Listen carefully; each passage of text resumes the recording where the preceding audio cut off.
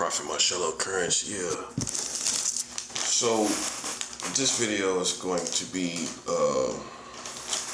this ongoing campaign what we talking about right now, because a lot of conversations we shutting down. One of the main conversations we shutting down is basically we ain't gonna get caught out here lying and saying that God's gonna bless you to do something in 20 years, and we don't know if 20 years is left. We don't know if 20 years is left.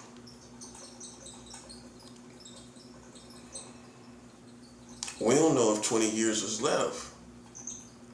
And so a lot of people gonna start lying, saying, yo, in 20 years you're gonna be flying around the world, you know what I'm saying, doing this, doing that, flying. And they lying because it's not really, do we know if it's 20 years left? We don't know, do we? You know what I'm saying? We don't know. And so we're gonna watch out for people that's talking about stuff year time frame.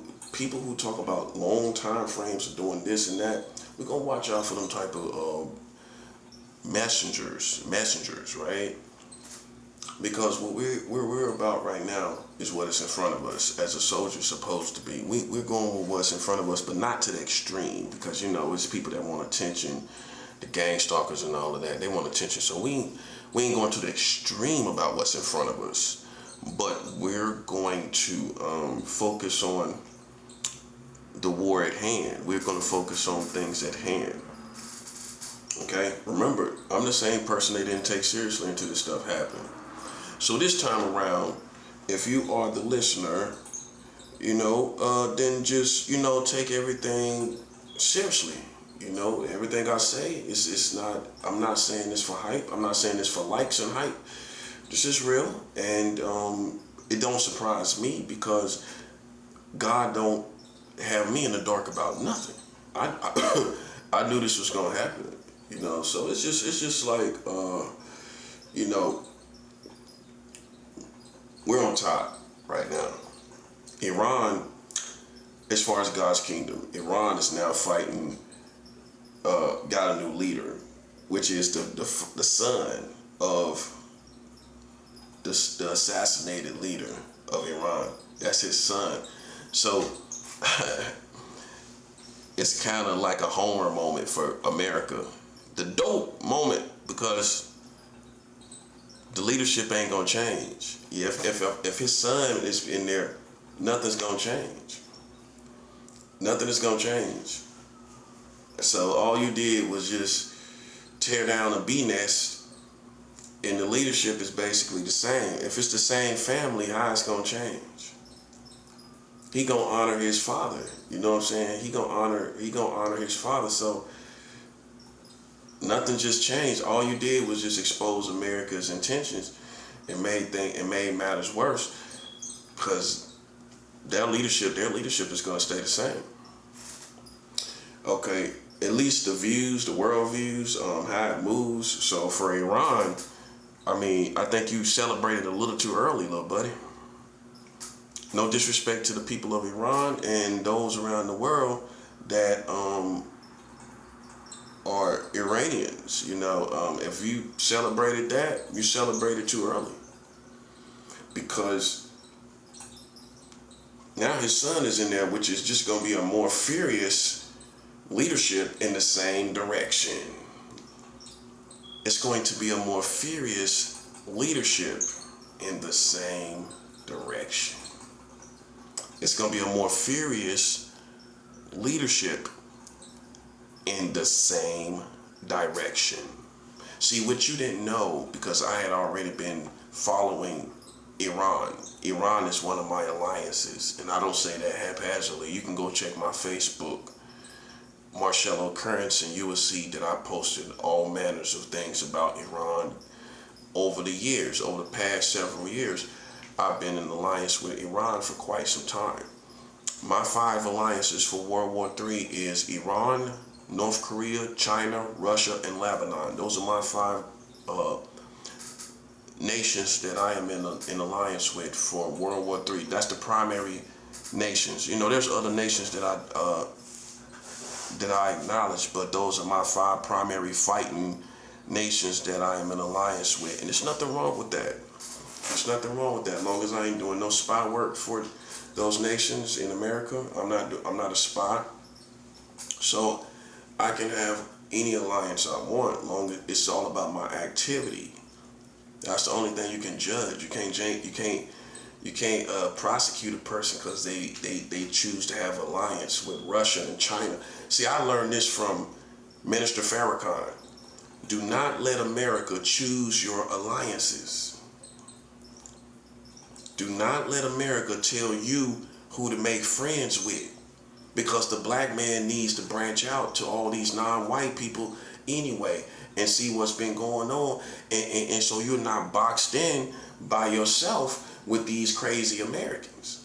So see, that's why I'm not boxed in, because I was already with Russia. I've been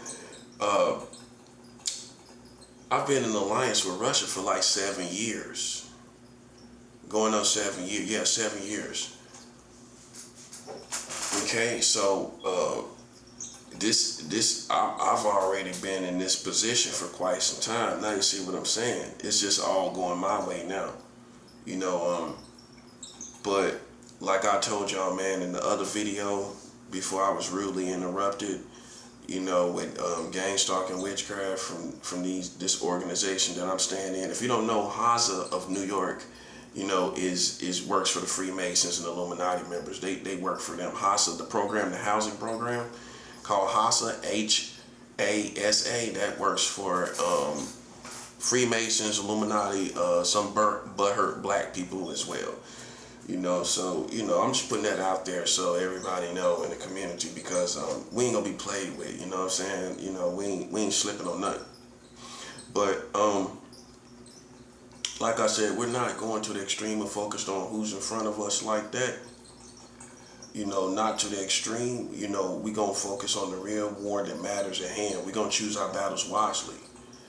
You know, but the war basically, man, is to shut down these systems, man. And you know, a lot of people are not willing to just fly free, just free drop, and just fall and let God catch you. Because we don't know what's coming. All we know is, man, all these roaches, they gotta go, bro. We can't let them exist no more. And it's not about race, you know what I'm saying? We done tightened up to where, you know, I'm not saving wicked black people. I'm not saving witchcraft black people either. Yeah, that part. So we're not just, you know, in these last days, we're not just out here just saving black people on the sake of saving black people, because they the ones that was behind these people. So then we're forced to not just go with black per se. And we have to leave some people behind, and some people gonna die like roaches, you know, and that's just it. You know what I'm saying? Because it comes to a point, man, where they basically are piggybacking off of our energy. They ain't doing nothing. What can they boast of? That's my number one question. A player should be able to boast of something. You know what I mean? They have nothing to boast of. All they doing is feeding off of our energy. Pay attention. It's like they cultivating their own wave off of nothing that they're doing. But what we're doing, our results. They're cultivating waves off of our results. You can't play me. I'm too smart for that. So that's why we're not paying them no attention, because their wave is off of what we doing. They get excited when we win, because all they gonna do is try to show themselves like, hey, over here, and it's gonna look like they in the picture of what we're doing. They're in conflict with us, and it makes them look good for us to acknowledge them. So that's why that time has come to an end in 2025. 2026, they left back in 2025. We're not acknowledging them anymore because we caught on to it. It's like, basically, man, you know, they're trying to create a wave off of your rank. They ain't got nothing to boast about. So what they partying off of? They the ones caused all these problems. How could you possibly be partying? That's what I'm saying. So if you're not smart, you won't realize they creating waves off of us. They creating a wave off of me. Every time we win, oh, now they trying to show their face. You know what I'm saying? Now they trying to be acknowledged. Now they trying to show themselves to get in the picture.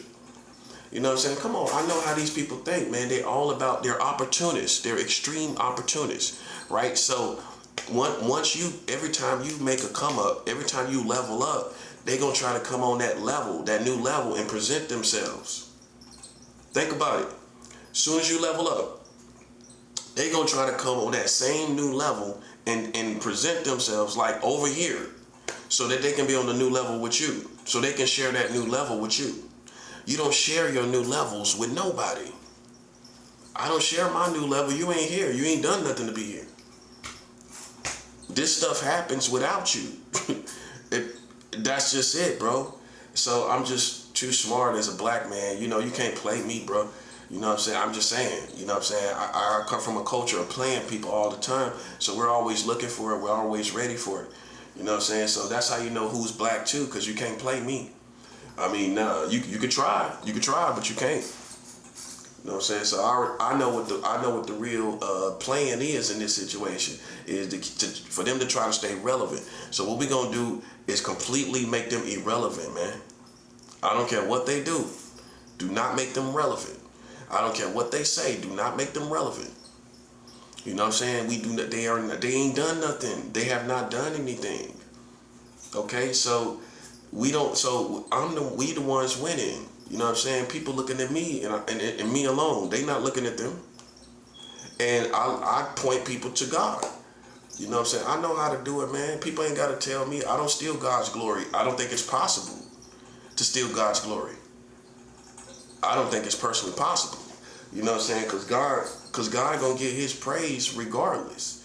You know what I'm saying? So some people will say, well, can God get some praise? Oh, God's gonna get his praise anyway with the right people, because the right people gonna give God the praise. You know, but you know, I give God praise because I acknowledge his strength is what took me through this, and that's literally, I didn't do everything perfect. I don't do everything perfect, and it's God that allows me to even get this far, to where I'm still in right standing with Yahweh. You know what I'm saying? It's Jesus, that his cleansing power, you know, of the sacrifice of Jesus, that's what allows me to get this far. But I'm not also looking for the approval of the church. You gotta be careful of that too. You can't be looking for approval. You can't be saying stuff for approval. Even when you're doing and saying the right thing, you can't be motivated, like controlled, where let me don't say this and let me not say that, because how it might be taken by the church, the American church. Because like I've said before, the most thoroughbred church is not in America. They all saturated into the culture, the bad parts of all in the culture, the bad parts of the culture. They're indulged in all kind of stuff, and we don't acknowledge that as the most potent church. The most potent church is like in Africa, in South America. If I had to pick two continents, I would say Africa and South America is where the best Christians at. You know what I'm saying? Other than that, man, over here, you know, they compromise. I mean, that's kind of, once you look around the world, it's kind of obvious. You know what I'm saying? You look at these people over here in Africa, you know those are righteous people. They not going to no clubs. They not going to no bars. They're not watching crazy stuff on TV. They're not just doing certain things. They're not concerned with these rappers and singers and everything that people are concerned with here. You know, that stuff is not even in their life. And that's the same thing for South America. So that's the best Christians, man, to me, is those type of people. You know, it's not that their life is just being a Christian. That's it. That's all there is. That's how it should be. You know, so when I look to those type of individuals, man, as a compass, you know, in not America, you know, as far as being Christians, no, not here. The whole country is like Las Vegas. It's like it's Christians here, but it's like Vegas. You know what I'm saying? It's a Sin City, basically. You know, it's kind of obvious if you're smart. You know, it's, you know, you're gonna have people compromising all the time, all little kind of stuff, everything. all the time going on. You know, it's not the best Christians here. You know what I'm saying? It's a lot of struggles here. You know what I'm saying? You want to find the best Christians, it's going to be in Africa and South America. You know, those are the two continents I would look to that produce the greatest Christians. You know, so like I said, because if you don't say that, some people think they the best here in America. This is not the best Christians here. That's why, like, I try to tell people to stay away from the culture, stay away from this stuff. You know, I'm not perfect, but I tell you one thing: I'm not picking up my phone all in the culture. I'm not picking up my phone watching all these movies and all this other stuff. You know, I'm not watching all these TV shows and just sitting back and, you know what I'm saying, just letting it all, absorbing all this culture stuff. You know, you can't do that right now. You know what I'm saying? Look at what I'm talking about. Look at what I'm saying. Look at how I'm looking at it. You know. So, you know, just make sure that you know who you're entertaining, man. This country is full of sin and culture, and people you think that are Christians, they can go to one extreme or the other. They could be with Trump. They could be with all these, that part. They could be with Trump, or they could be, you know what I'm saying, bisexual, all kind of stuff going on. You don't know, man. There's so many women that I've met a handful of people that go to church and they're bisexual. You know, and so, you know, man, just be very careful, man, like who you entertain, bro. Because who you think it is, it might not be, and who you think it might not be, it is. You know, and because this gang stalking stuff and everything is what making people frustrated. So if you look at that and look how people talking, and you go by little stuff, because the Bible says be angry and sin not, right? So if you just look at people that's angry about this stuff that's going on, and you think that that's accomplished to tell you, but then the Bible says be angry and sin not. So you gotta make sure with people's anger that you're not misjudging people, because that they still can have the fruit of the Spirit, but they at war, and you really didn't classify the situation as war, but it is. You see what I'm saying? It's easy to talk about people being in the flesh, but truthfully, you know, we at war, man. Like really, like it's really like that, right? And so we have to make sure, okay, let me not misjudge that, because I'm human myself. If somebody playing with me and playing in my faith, okay, I could be angry and I might say some things in the flesh. So let me consider myself. But see, they not in the battle. You know what I'm saying? I'm gonna listen to people. I've listened to Christians on here, and I know they being gang stalked. You know how I know? Cause they turn. You know what I'm saying? And they not taking nothing off of nobody. And so that's the sign. You know, this person is not in the flesh. This person is a human being trying to live a spiritual experience. You know, trying to live the best way they can spiritually. So I can discern that too. While we talking about discernment, some people go to the extreme. You know what I'm saying? And you know, and you're not discerning that, okay, this is a righteous person. They're just angry. And the Bible says be angry and sin not, right? Okay, so let me give place for anger about all this stuff that's going on again with this gang stalker. Let them have that place of anger in my discernment. While I'm discerning them, I'm gonna let that person have their place of anger. You see what I'm saying? Because I feel that, you know, you know what I'm saying? Okay, so I'm gonna be human, right? I'm not gonna misjudge that.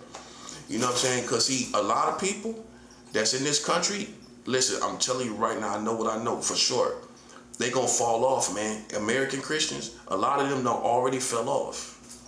You know, so you can't halfway pay them no attention, bro. You know what I'm saying? Because they with the world. You know what I'm saying? They with the world, bro. They with these they with the culture. And if it came down to you and them, I mean America and you, they not gonna spare your life like God will for you to live and America to go. You gotta think about that. They not gonna do that. So then you have to make sure that, you know, you're aware of how people really are. You know, you got a lot of American Christians that'll sell you out, bro. I'm talking about the real ones. And the religious people, they'll sell you out. Because they gonna feel like, the most people gonna feel like for God, for the better whole of America, this how they gonna sell you out. We need to save souls. You can just go ahead and go to heaven. You can just go ahead and go to heaven and we can save more souls. So, some people are like junkie for souls, man, And your first thing you're supposed to do is work out your own salvation. You know what I'm saying? That's the first thing you're supposed to do. So when you work out your own salvation, I'm gonna do a video about this. That isn't as simple as it sounds.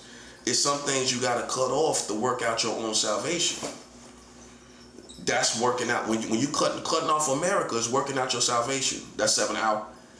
Working out, cutting off the culture is working out your salvation. Standing on your own 2 feet as a righteous African outside of African American culture is working out your own salvation. That's why I got to do a whole message on it. Oh yeah, I'm on the roll with that one right there. I'm on the roll with that one because see, people hear it and then they really don't discern what working out your salvation really is. It's not as simple as you think it is. It's not as simple. It's not, let me just read the word and just do the practices of spirituality. It's also abstaining from certain things. You see what I'm saying? It's also that too. It's not just, let me work out let me just make sure I get him do these spiritual things. Don't get me wrong, that's the foundation. But that's as far as people take it. Working out your salvation is also, let me cut these Americans off, man. They tripping. Because I need to work out my salvation. I need to work out my own salvation. Let me make sure I'm not tripping and following these people that's tripping.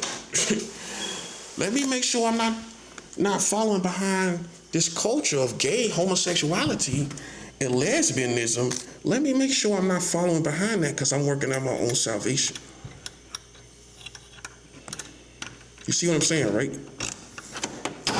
Because if you don't, you could be like them and you fall off. We keep our mind focused. We have to work out our own salvation.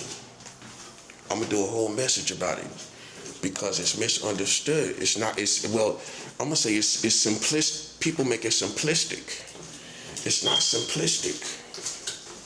Working out your own salvation. It's not a simplistic subject. It's not simple. It's not simple at all. You gotta do stuff. You gotta make sure you're watching stuff. You gotta make sure you don't join with the wrong things. You gotta make sure you don't just join people's cause or just stick with America because it's America. That time is gone. You can't be simple-minded. You see what I'm saying? You can't be simple-minded like, this is my country. Heaven is my country. Heaven is my country, bro. Not America. When you become born again, your country is heaven. And some people never did that. They never clarified that. It's real. If you don't clarify that, man, within yourself, like I said, working out your own salvation, you don't clarify that, you'll be still holding on to the culture and all this stuff that's going on. You're holding on to it. That's what I'm saying. It's gone. It's gone, though. That's the thing about it. It's like it's gone. It's not here anymore. And the thing about the devil is, once it's gone, he ain't gonna say it. He gonna say, don't forget your country. Don't forget your country. It's gone. Like everything we love is gone. Pay attention. The people, everything. What people stand for, all of it's gone. Look at it for what it is.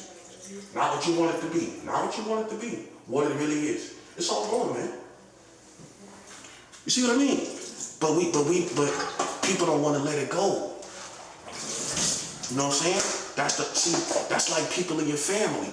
People done moved on. People done betrayed the family, and they're still trying to hold on to these people. I got people in my family right now trying to hold on to people that done betrayed the family. That's another thing, betrayal. It's at an all-time high, man. I'm serious. It's at an all-time high. You can't hold on to people that don't want to be held on to. Like, you ever had a cat and you're trying to hold on to the cat and the cat is scratching you? Some people will still try to hold on to the cat. It's like, let the cat go, bro. He doesn't want to be held. You all scratched up trying to hold on to a cat. That's what it is, like holding on to these people in the last days. Let them go. You ain't got to be nasty.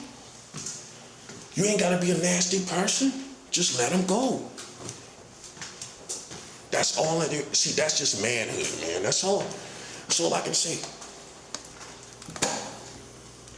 Just let them go. It's not deception. It's not nothing I'm saying that's deceptive. Just let them go, bro. If people want to rally behind me, first thing first, man, respect. It's respect, bro. And, the first mistake that people made was disrespect. If I had to use a term, if I had to use a term, it would be disrespect, bro. You can't disrespect a sensei like me. Think about how Jesus felt. Knowing he the senseis of senseis, and people was just playing with him, playing in his face. Think about how he felt. That was the worst part. The worst part was how people was beneath him and playing in his face. He knew those people was beneath him, bruh. That's the worst part to me. That's one of the worst parts as far as what Jesus dealt with. It wasn't the physical harm. It was people was beneath Jesus, beneath him, putting their mouth on him and everything. That's even before the beginning of the crucifixion. Just the scribes, the Pharisees, and the Sadducees putting their mouth on Jesus. That was the worst. That was the worst part. They was beneath him. That was one of the worst parts. But I had to cut off family members. Because that goes with working out my salvation. You don't see it that way. See, people gonna think I'm being bitter. I'm butthurt, right? I'm not, bro. It's we in the last days. We in the final hours, man. And this is how the devil is working. Since it's the end, he's shooting people down. You know what I'm saying? He's shooting people down because they thought they was gonna make it to heaven, and at the last minute, boom, boom, boom, he's shooting people down, bro. I'm telling you, that's what he's doing. You flying, like a jet. Everything is Satan is just shooting a rocket launcher, putting a rocket launcher up at you. Some people thought they was gonna make it, man. That's why you gotta pay attention. And first thing first, work out your own salvation, which means when you go through stuff, get back up. You working out your salvation. You go through falls, you fall. The Bible says a just man gonna fall 7 times and rise up again. You gonna fall, bro. You gonna fall, right? That's facts. You're gonna fall. That's facts. That's facts, bro. But you know, it's how you get back up. It's looking at it as being a soldier. You know what I'm saying? You trip over something, you get back up, you keep your arms, everything. You're not trying to, it's too late to do it perfect. You already messed up as far as doing it perfect. As far as life and your Christian walk. Let's just get past it. You're not perfect. You're not going to do anything perfect. Don't let people make you walk a tightrope, like up in the air, and you on this rope, walking on this air and balancing it for these people. I don't do balancing acts for YouTube and for American community to be this perfect Christian. I'm not a perfect person. So how am I gonna be a perfect Christian? You know what I'm saying? So it's just like, that's why people like me make the perfect servants, because I don't think I'm perfect. I don't think anybody's perfect. It's not a flaw, it's an understanding. I don't think people are perfect. I don't think I'm perfect. So then, therefore, I feel like I need God every day. Not half the time, not on Sunday. I need him Monday, like now. I need him today. I need him tomorrow to live this walk with God. I don't think I can do it perfectly. You know what I'm saying? That kind of person, they crash hard, bro, because when they hit the ground, they don't get back up. The ones you think is just like good, right? When they find out they're not perfect, they don't get back up sometimes. That's the bugged out thing about life. You would think this good person is gonna get back up because he's doing everything right, or she's doing everything. Sometimes they don't, bro. Look at these high profile preachers. You know what I'm saying? They fall off and die, man. Like I would have just got back up. Even if I'm not a preacher anymore, I'm gonna work out my own salvation. Sometimes, look, man, you can't save the whole house and the whole act. You know what I mean? You know, there's a lot of damage can be done when you make a fall of any kind. You know, in this spiritual war, right? And you know, you gotta save the best part, which is your soul, bruh. You know, you might not ever get the ministry back. You might not ever get the minister where people may not ever trust you again. You know what I'm saying? And I'm talking to a lot of people when I say that. Some people may not never trust you again, bro. Like, and you gotta accept that because of the things you've done in ministry and things like that. You know, some people may not ever accept it. So what you gonna do? You gonna live for the crowd or you gonna live for God? And that's what happens. When the crowd goes, some people's soul, they go. They just go because you ain't got the crowd no more. You don't feel like you saved no more because you don't got the crowd no more. See, I was saved before the crowd. I was saved before anybody acknowledged me. So I'm going to come back to that relationship. You feel me? That's what I'm coming back to. Even now, that's what I'm doing. I'm not worried about no crowd, man, because, you know, they fickle. They fickle, man. You know, even if you do everything right, man, they hate that. Now the next accusation is, well, you know, I don't really believe in living for Jesus. You know, you lose your mind trying to please people. Because when you do everything right, people take a good breath in and inhale, exhale, and say, well, you know, well, I don't even believe in Jesus. After you done did everything right. After you suffer for Jesus, I'm telling you, you can't be a person that lives for these people. You know what I'm saying? And cause soon as you make a mistake, that's what, and even you would think a smart person would consider their own mistakes, but they don't, for whatever reason. So they don't have the discipline to think God is still with you and you're anointed and God's presence is still on your life. They can't look at it that way. But I can, you know what I'm saying? Because I look at David. David is the perfect example of the backslider. King David in the Bible killed a man for his wife. He wanted his wife, so he killed him. And the reason why he killed him, because he didn't go home and make love to his wife, so it'll look like that was his kid.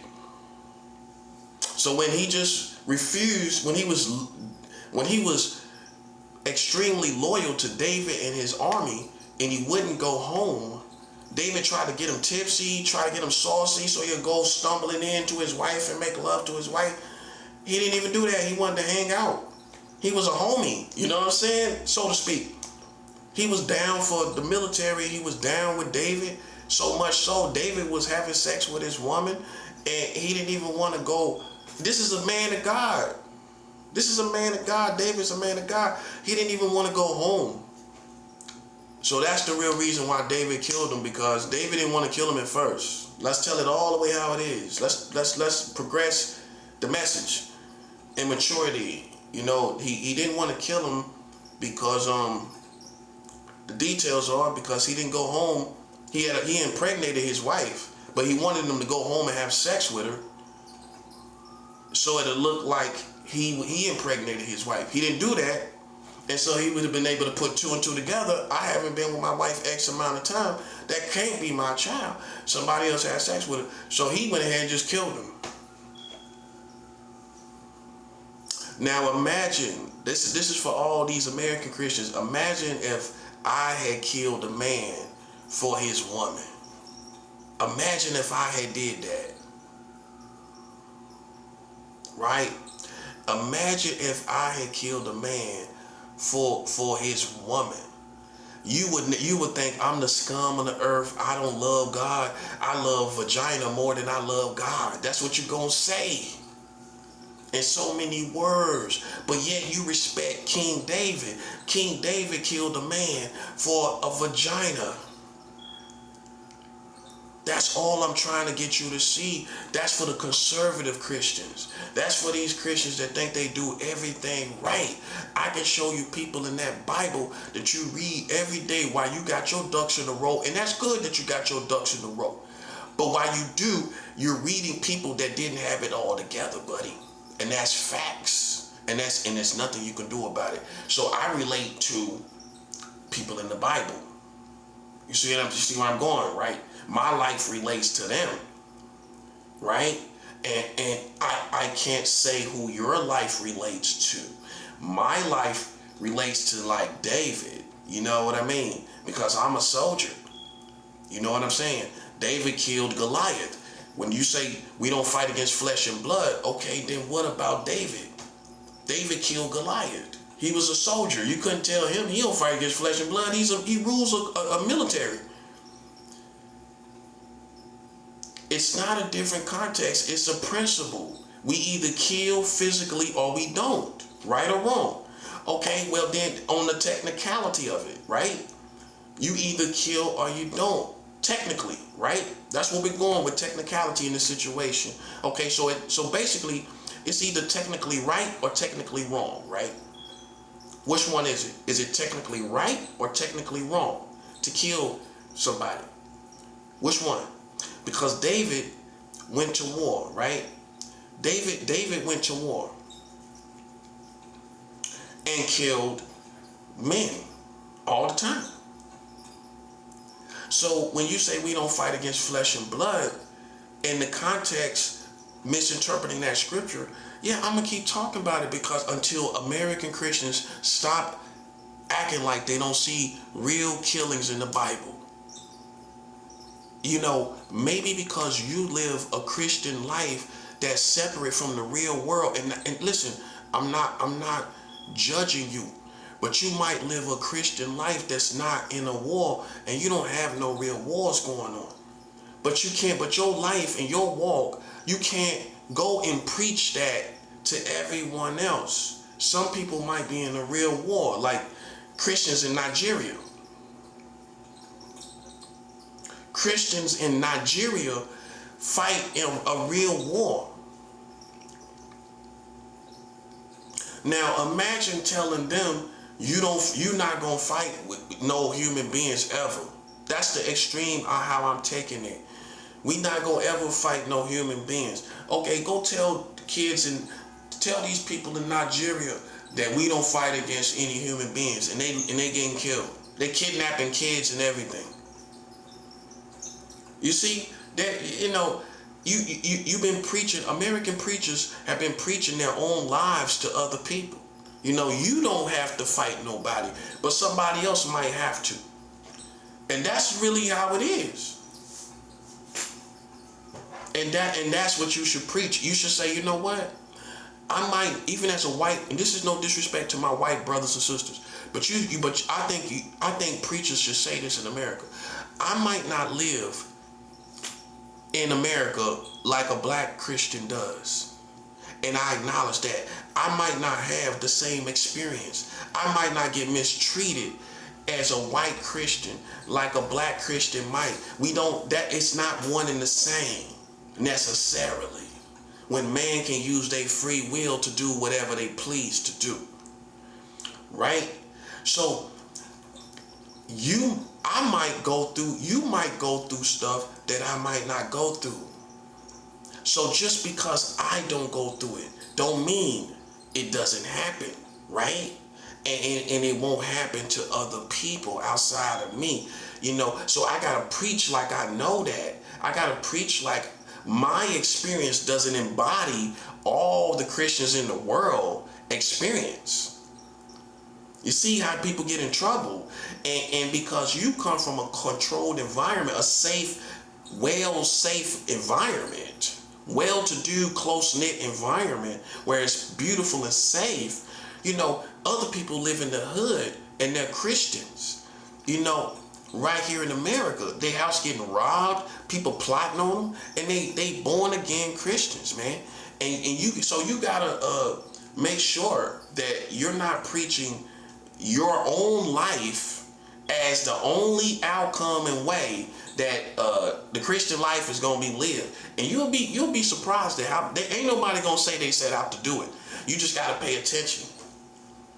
They insinuate things very easily, man. Like you ain't gonna have no problems. You ain't gonna fight no flesh and blood because you don't. That's what you're saying. You don't, so we won't. But that's not true. So see, you gotta make sure you're not preaching your own life to others like they gonna live like you gonna live, and like white Christians and black Christians gonna live the same. Not necessarily. We got the same rights according to the word of God. But man still has their free will, where he could do something where these white cops or these white authorities, even though we got the same rights from the Bible, he can come and do anything at any given moment. He can play games. He can gang stalk this black Christian, but he ain't really gang stalking these white Christians. You know what I'm saying? So, America could be gang stalking these black Christians, but they not gang stalking the white Christians, because they never took us seriously as being Christians anyway, as black people. They didn't take us seriously. They didn't take us seriously as being Christians. That's why they used to burn the churches and put crosses up, burning crosses in front of the church. That means you don't take their Christianity seriously. They can be saved and you don't even acknowledge it. That's what kind of country you dealing with, where people don't even acknowledge black Christianity. That's all I'm saying. And you gotta, even though it's not to the extreme like it used to be, you still gotta pay attention, because some people will still make it harder for you than they make it for other white Christians. Your counterpart, where they have more doubt in you being a Christian than these white Christians. So it might not be that they don't think you could be a Christian, but they gonna make you work a little harder at proving it. You gotta walk this tightrope. You see what I'm saying? That's why I don't walk a tightrope for nobody. I work out my own salvation. One thing about me is, listen, me being a general in this war, I work out my own salvation with fear and trembling. Okay, I work out my own salvation. You ain't got to worry about me, because I'm going to work out my own salvation. You said, that's all I'm saying. I'm going to be on my job. Now, if you see me down and you kick me while I'm down, hey, listen, what that say about you? Because the last time I checked, man, we all make our own kind of mistakes, man. That's how I look at it. We all got our own kind of mistakes, and everybody picking and choosing what they do and they don't do. And that's a lot of people. So you got to make sure you're not one of them people that's picking and choosing, because you got your own little things, your little pet peeves for things you don't do, but you do some things you can't let. Listen, bro, I'm going to tell you one good way to get your life messed up. Is playing with God's people. Put your mouth on people, thinking that because you in leadership, or at least you think you are, that you can put your mouth on me. You know what I'm saying? And you might just be a YouTuber. You're not ordained or anything like that. And you know, and you put your mouth on God's people, and you know, and now you see things starting to happen to you. Now you see things starting to happen to you because you put your mouth on God's people. If you want a reference for that, you can look at Moses, the story of Moses, Aaron, and Miriam. Miriam was a female, and I'm paraphrasing, and she put her mouth on Moses. Moses and Aaron did it because Moses married a woman from Sudan, an African woman. Long story short, and I'm paraphrasing, God cursed Miriam for putting her mouth on Moses. But they all was of God. But that don't give you gotta understand, that don't necessarily give you no right to put your mouth on God's people. And you can be a Christian yourself. You see how tricky it gets? Yeah, it gets tricky, buddy. Tricky is the word. Tricky is the word, buddy. That's what it gets tricky. You know what I mean? Cause that person put their mouth on Moses, and she got cursed for putting her mouth on Moses. And she said, don't we hear from God don't we hear from God too? See, it's gonna be people that's gonna say, well, we hear from God too. It don't matter. It don't matter. What you didn't realize was you stepped into a lane of putting your mouth on God's people. Yes, you did. You stepped into a lane of putting your mouth on his people. See, you got to make sure that your discernment, what you call discernment or all of that, you don't get bugged out on it. Because even with being a nice person, right, you could get to the point where you're just bugged out with discernment. You're just bugged out on it. That's not your first position, because that person is not God anyways. So how far can you go with trying to see who this person is? How much does it matter? How much does it really matter? When it comes to a point where you're going this far, that far, this far, the truth is, you are a gossip. You're a gossip.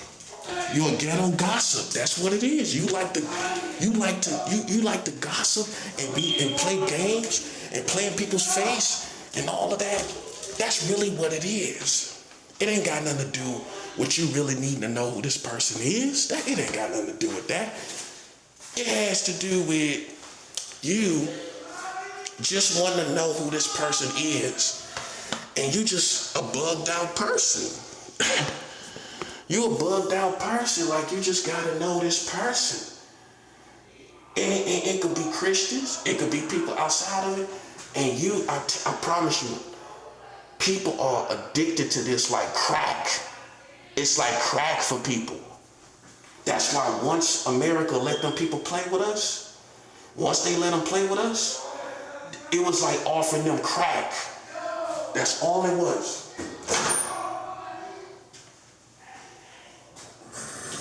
That's all it is. They bugged out on crack.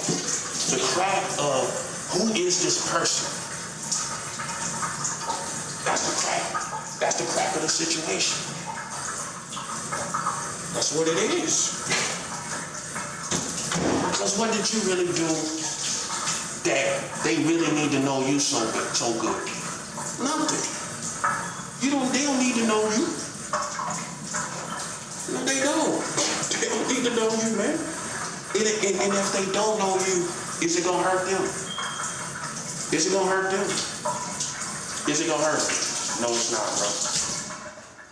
See, that's a mature approach to the whole situation. See, you see how you clear it all up? They don't need to know you. It's not bothering them.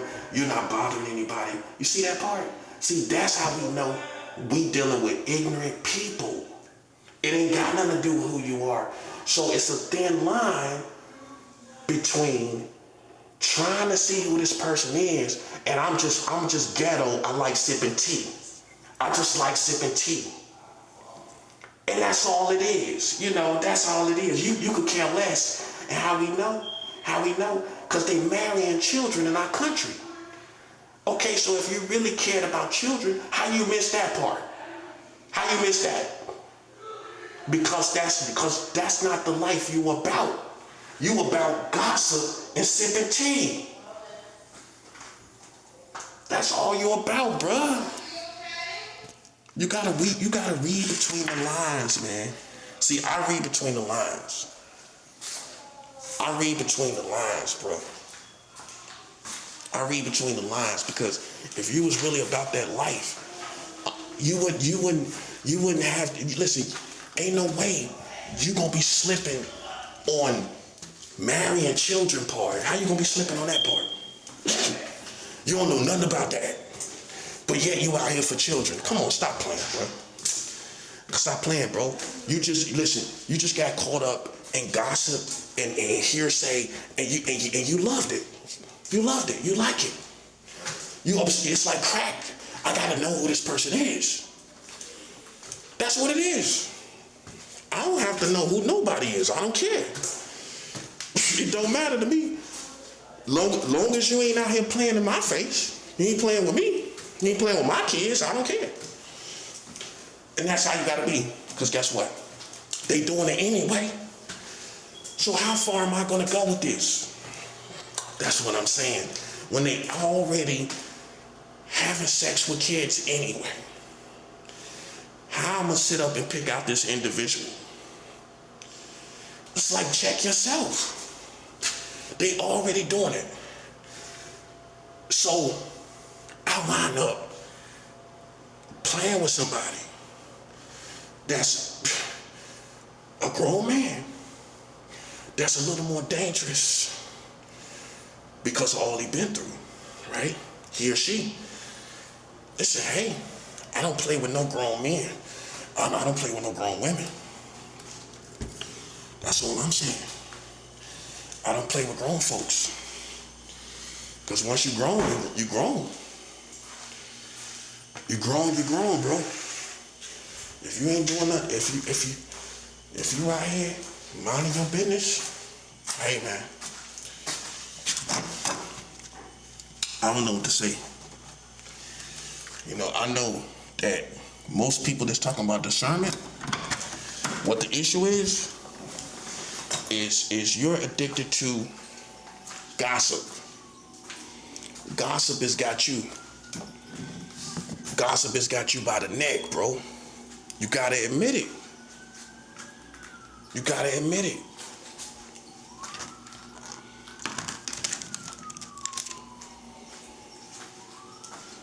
And you can't let nobody break you under pressure, because that's what they're gonna do. Like, see, I just went by and all that screaming was to try to get it out of you. Like, are you a pedophile? No, you ain't gonna break me to make me feel like I'm one. See, that's how smart I am. You know what I'm saying? I know people, they put their pressure on you to see if they can break you and see if they can find it. That's what the police, that's their tactic. But you gotta say, man, and see the thing about that, I'm gonna tell you something about it that you might not know. Some people are so soft with that tactic of get out of my pocket kind of attitude. You know, with the Malcolm X, get out of my pocket. See, what happens with that is some people are so soft, they just say, yeah, I did it. And they ain't do nothing. You gotta say, yo, you know what? Yo, I didn't do anything. Where I was a grown man with kids, then that's what it is. You either did or you didn't. It's not that, oh, we can kind of work this out where we make him look like, oh, he gonna give in. You either did that or you didn't. And then guess what? Guess what? Some people are so soft, they'll just say, yeah, I did it. And they didn't. And they break under pressure. See, that's why you gotta make sure, man, listen. You don't know that kind of personality? They'll say, yeah, I did it. But they didn't. So you gotta stand your ground, man, as a real man, and say, yo, all these games, listen, all that rah-rah to try to break you and try to come in and try to See, if I'm gonna give in, like I did it. No, I know. I know what I've done in my bedroom. I know what I've done in my life. It's not a guilty conscience. See, in our culture, people say, you must have a guilty conscience. No, I don't have a guilty conscience. I know what people doing. That's all I know what people doing. I know what games people play. It's not a guilty conscience. If you keep talking about something in black culture, here in America, they gonna say you got a guilty conscience. That's how I know now you know I'm smart, right? That's why I just tell people yo, I'm the type of personality I can't let people sit and believe something I know is not true. And I know this ain't true. I know I don't think like this. So then what I'm gonna do? Let you fit to a narrative, stick to a narrative, because these white folks and these police and these street people, these ghetto people want to believe a certain narrative, and I'm gonna just go with it? No. I ain't going with no.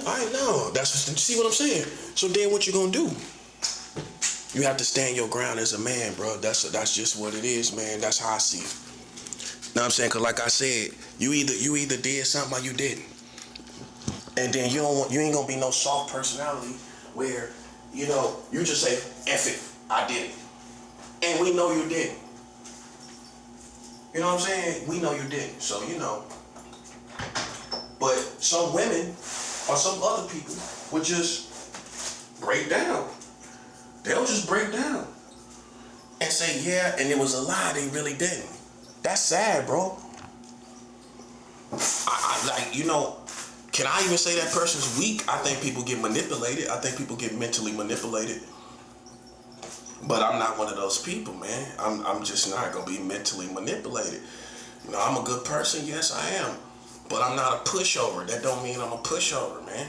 So by the time I personally went through all this stuff, of course I want vindication. Now it's another issue on the table. While people was playing in my face, now I want vindication because I feel like, why should I just let you go? I mean, let's go to what makes you so special and so good for me to just let you go. What about that? You so special, I should just let you go. So you hold me accountable, but we don't hold you accountable. So what should happen? Now you see what the dilemma is. It's holding people accountable. Ironically, man, holding people accountable to their own actions, man. You know what I'm saying? I just watch people, man. I mean, if you mind your business and you from North Carolina, especially if I claim to be, if I'm from New York and you come to North New York and you a black man from North Carolina, that speaks volumes to me about who you are. Number one, I'm gonna say, okay, hold up, this person's from North Carolina. Okay, so I'm gonna wait to see a nice, cool kind of person, a good, wholesome, a sweet brother. I'm gonna wait for that. But then who am I to that's what I'm saying, to even wait for it. But I'm just saying, if I was in that position, though, I wouldn't be in that position. But if I was, I'm gonna say, okay, this person's from North Carolina. I know them good people. So then when I hear the brother talking about God, I'm gonna say, oh, okay, see, it's going exactly like I thought. You know what I'm saying? This person talking about God, everything. It's not looking good. It's not looking good.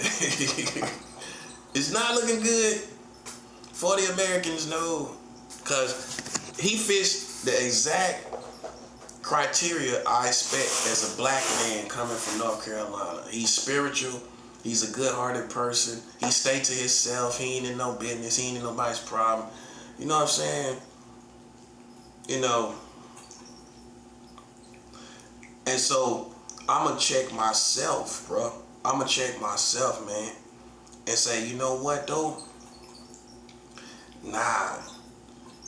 Something ain't right. Something ain't right, bruh. Nah, something ain't right.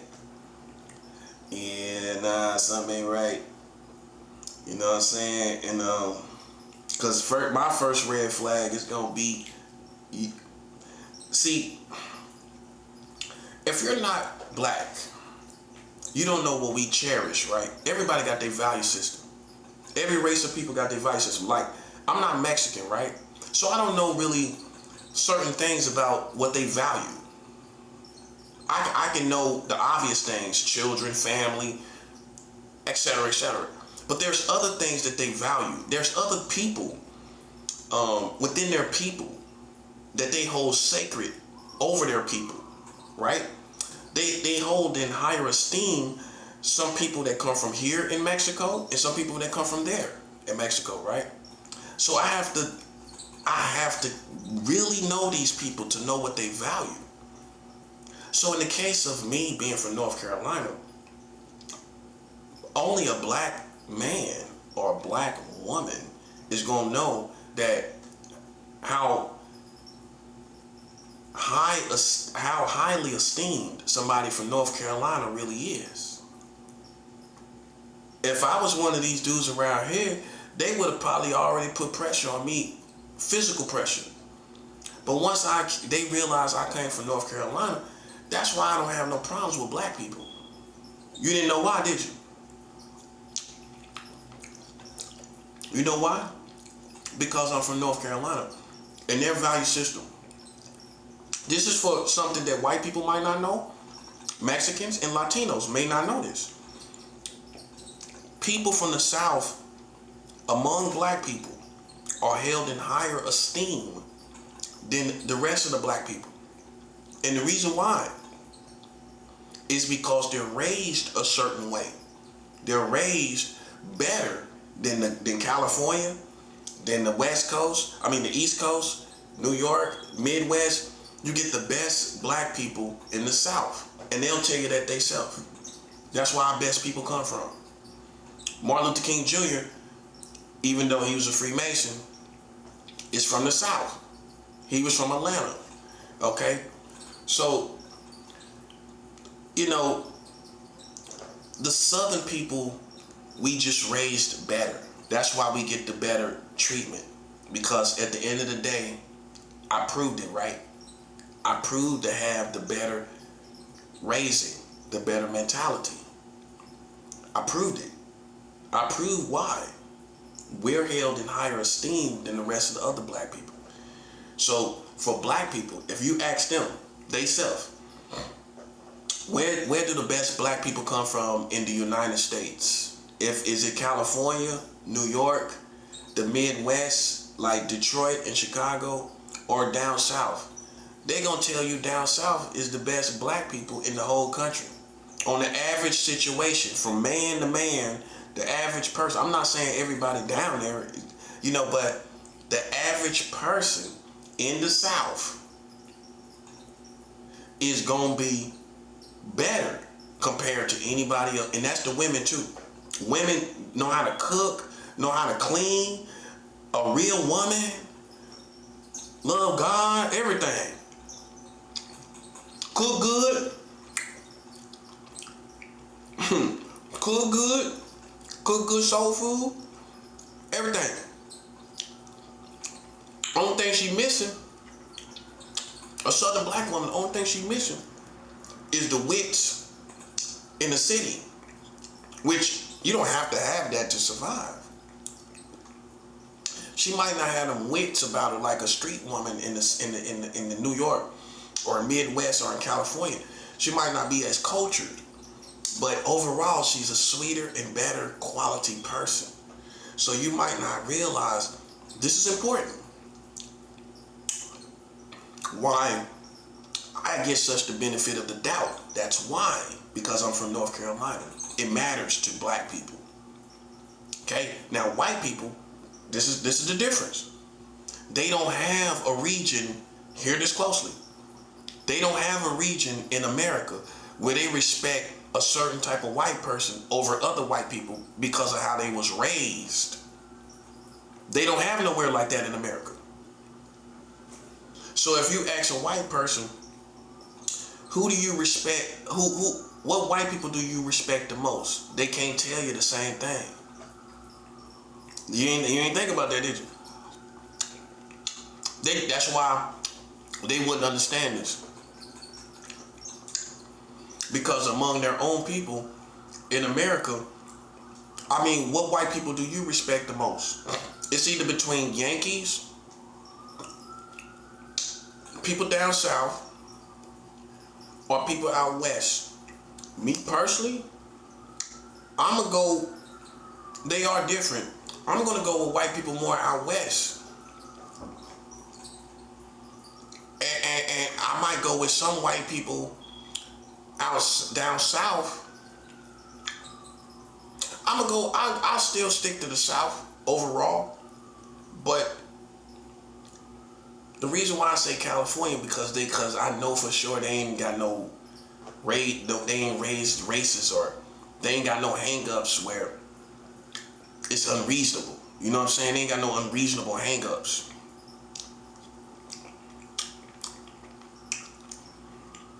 So, for Hispanic and Latinos, you may have never known this. Oh, I didn't know. Because I asked you, okay, where's the best black people? You might say, what do you mean? Where's the best black people raised, and where they come from? Where they come from and everything, right? The ones that's raised the best. Where they come from?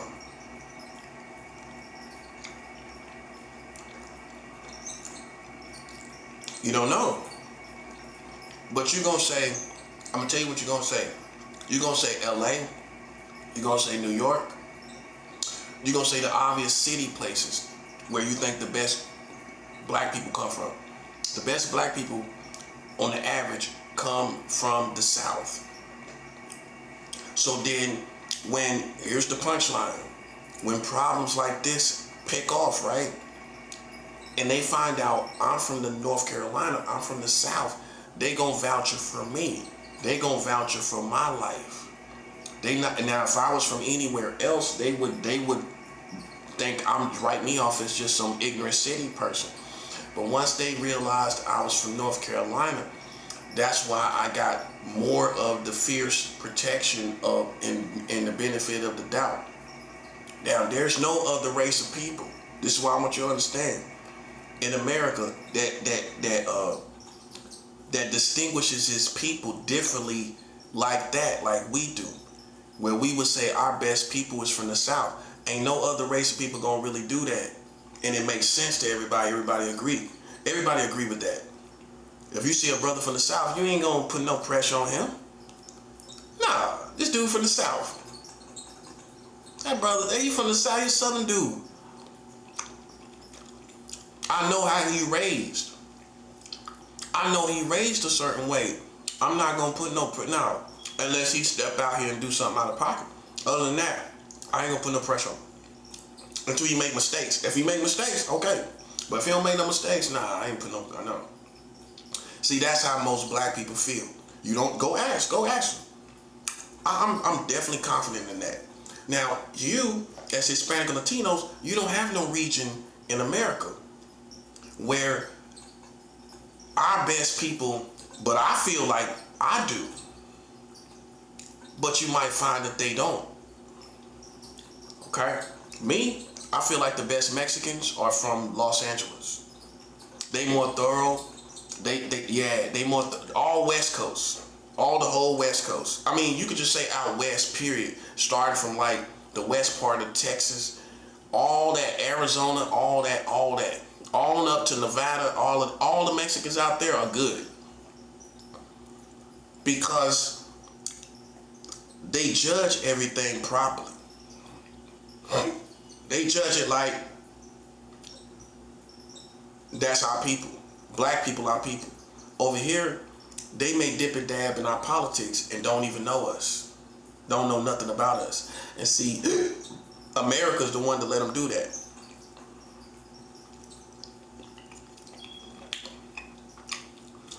That's why I have less respect for the Mexicans over here in New York than in Los Angeles. Los Angeles,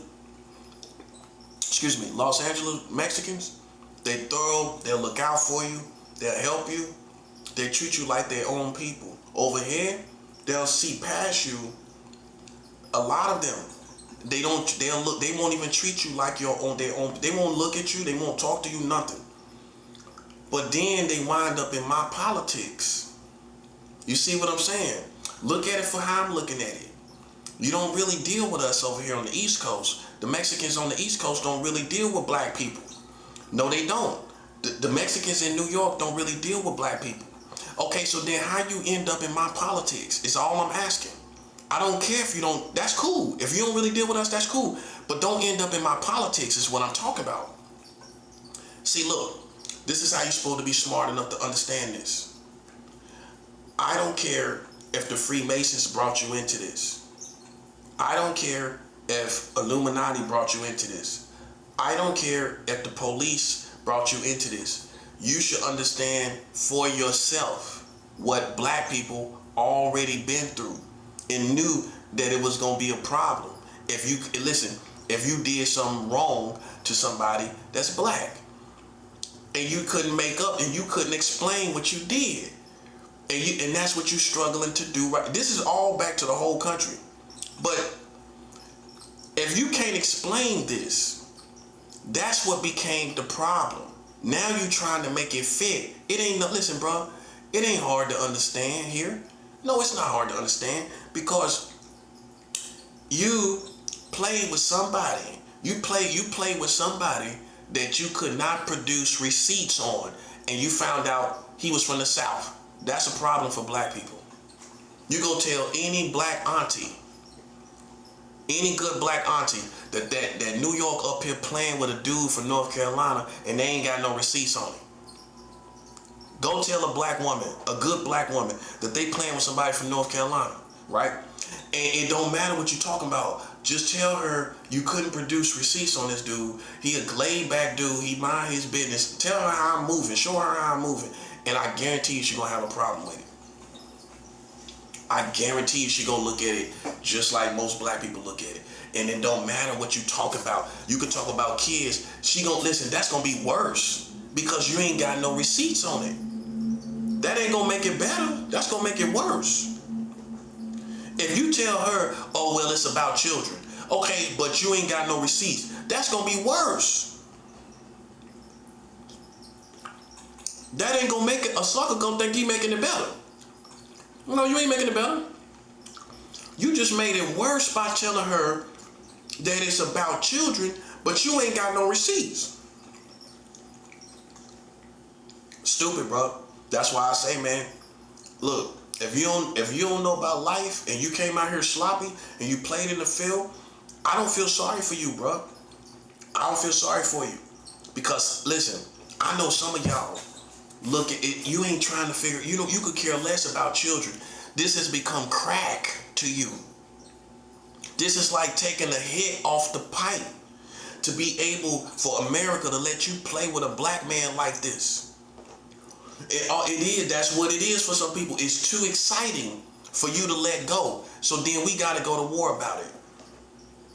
That's why, because I know some of you, it's too exciting for you to let it go.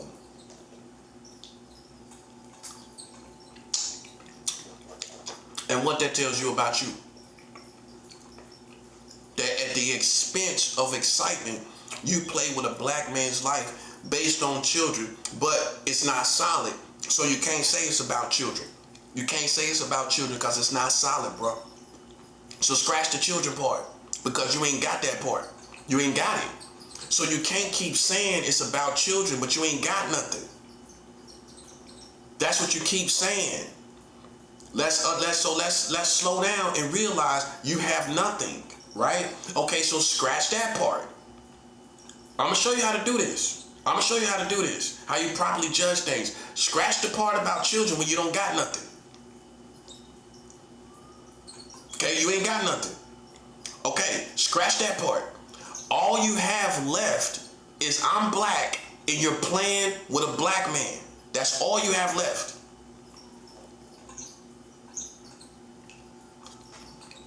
And that's how black people gonna break it down.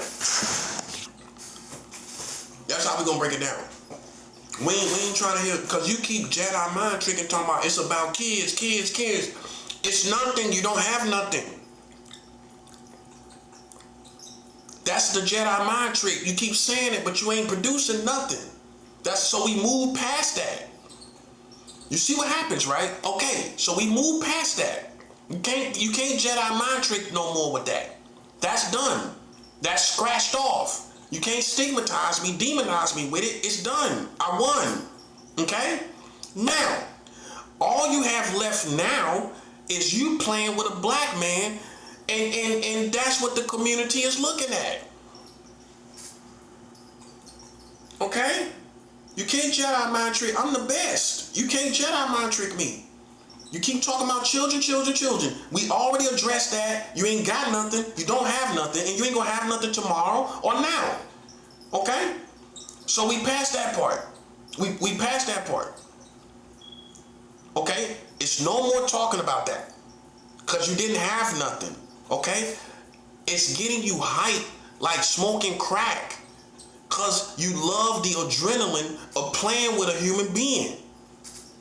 But the catchy part is, and God knows this, I'm not that person to play with. Because while you rah-rah, I keep weapons. I keep it on me. So I'm just a normal person that keep it on me. And listen, I'm going to be a normal person that catch a body. That's it. That's all it is. All these personas, I don't have to keep the personas. I'm a normal person that keep it on me. I'm going to just do what I got to do, bro. That's it. I'm not going to hesitate, bro. I'm going to just do what I got to do. That's what I'm saying. And that's for any and everybody. That's not particularly, it's so many people. Who do I single out? It's nobody to single out. It's a whole community. That's why, man, like, I don't even take it personal at this point. Because I know it's ignorance. I know you listen to other people. Ain't no way in the world you can know me. I don't know you. How you gonna know me? Okay, so then you did what children do. You paid attention. I don't care what group I will be in. I'm not just listening to anybody. I don't care if we in a group or not together. So what? I don't lose my mind because I'm in a group. I don't just blindly follow any narrative because I'm in some group. No, because stuff like this happens. That's why. That's why, bro. That's why. Listen, man. All I'm saying is this, bro. You couldn't produce that narrative you was talking about. And I would be a sucker to sit up and let you try to keep talking about something you ain't got no narratives or no receipts on it. Now you see what I'm saying? It's only a language a black man can speak. I would be a sucker to sit up here and let you keep playing with me, trying me and testing me like I'm stupid. Right? Trying to see and catch me slipping, and it's not gonna happen, bro. Because that's not in me. That's not my spirit. But I know what you're shooting for because I done been through it so long. It's not because I got a guilty conscience. I know what you're shooting for, but that's not gonna happen. You ain't gonna find me out here incriminating myself as a sex predator or something like that. Imagine that. A dude like me. It ain't gonna happen, bro. That's all I'm saying. So just understand that. I already know what you're shooting at. It's police work, how I see it. Listen, I don't do police work for children. I don't care who it's. Like Suge Knight said, listen, I don't get paid to do police work. And if you do, listen, that's you. I don't. The realest thing Suge Knight said is I don't get paid to do police work. Okay, so you ain't gonna ever catch me psychologically where the community is gonna be satisfied with you catching me psychologically. That's how you know I'm a master. That's all you're trying to do. All that yelling down there was all to try to confuse my mind for a moment and coming in and try to see if you could find something in me. Am I right or wrong? Okay, so acknowledge my mastery. So then what do I do? Do I bite back? Do I go down there and be rah-rah right back? Nah, I'm not gonna do that. No, I'm gonna just keep it on me, that's all. I'm gonna just keep it on me. And you can think whatever you want to think. I mean, cause listen. Who am I to say who you are? I don't know. All I know is I'm gonna keep it on me. You feel me? That's it, bro. That's all, man. Because see, once people start talking like this, man, people want to get out of pocket. People want to play with people. That's all they wanted to do. That's why they sent me to a neighborhood like this. They was hoping that somebody would want to do something to me. That's all it is. That's all this is. You thought I was stupid. That's all this about, and nobody don't want to do nothing. So that's why we getting back at Hazard. That's why all the, the whole system gotta pay. All them people, Sabrina Rice, all them people. That's right.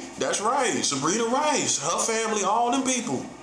We cursing all of that. Yeah, we want all, cause listen, this is the jungle, bro. You don't put me in no situation where you put me in what you esteem as a bad neighborhood, hoping somebody do something to me based off something you heard off of children. See, I'm gonna address the politics. I'm gonna address what you want to hear. I'm addressing it now. Am I not? Okay, this is what you want to talk about. And but you ain't listening.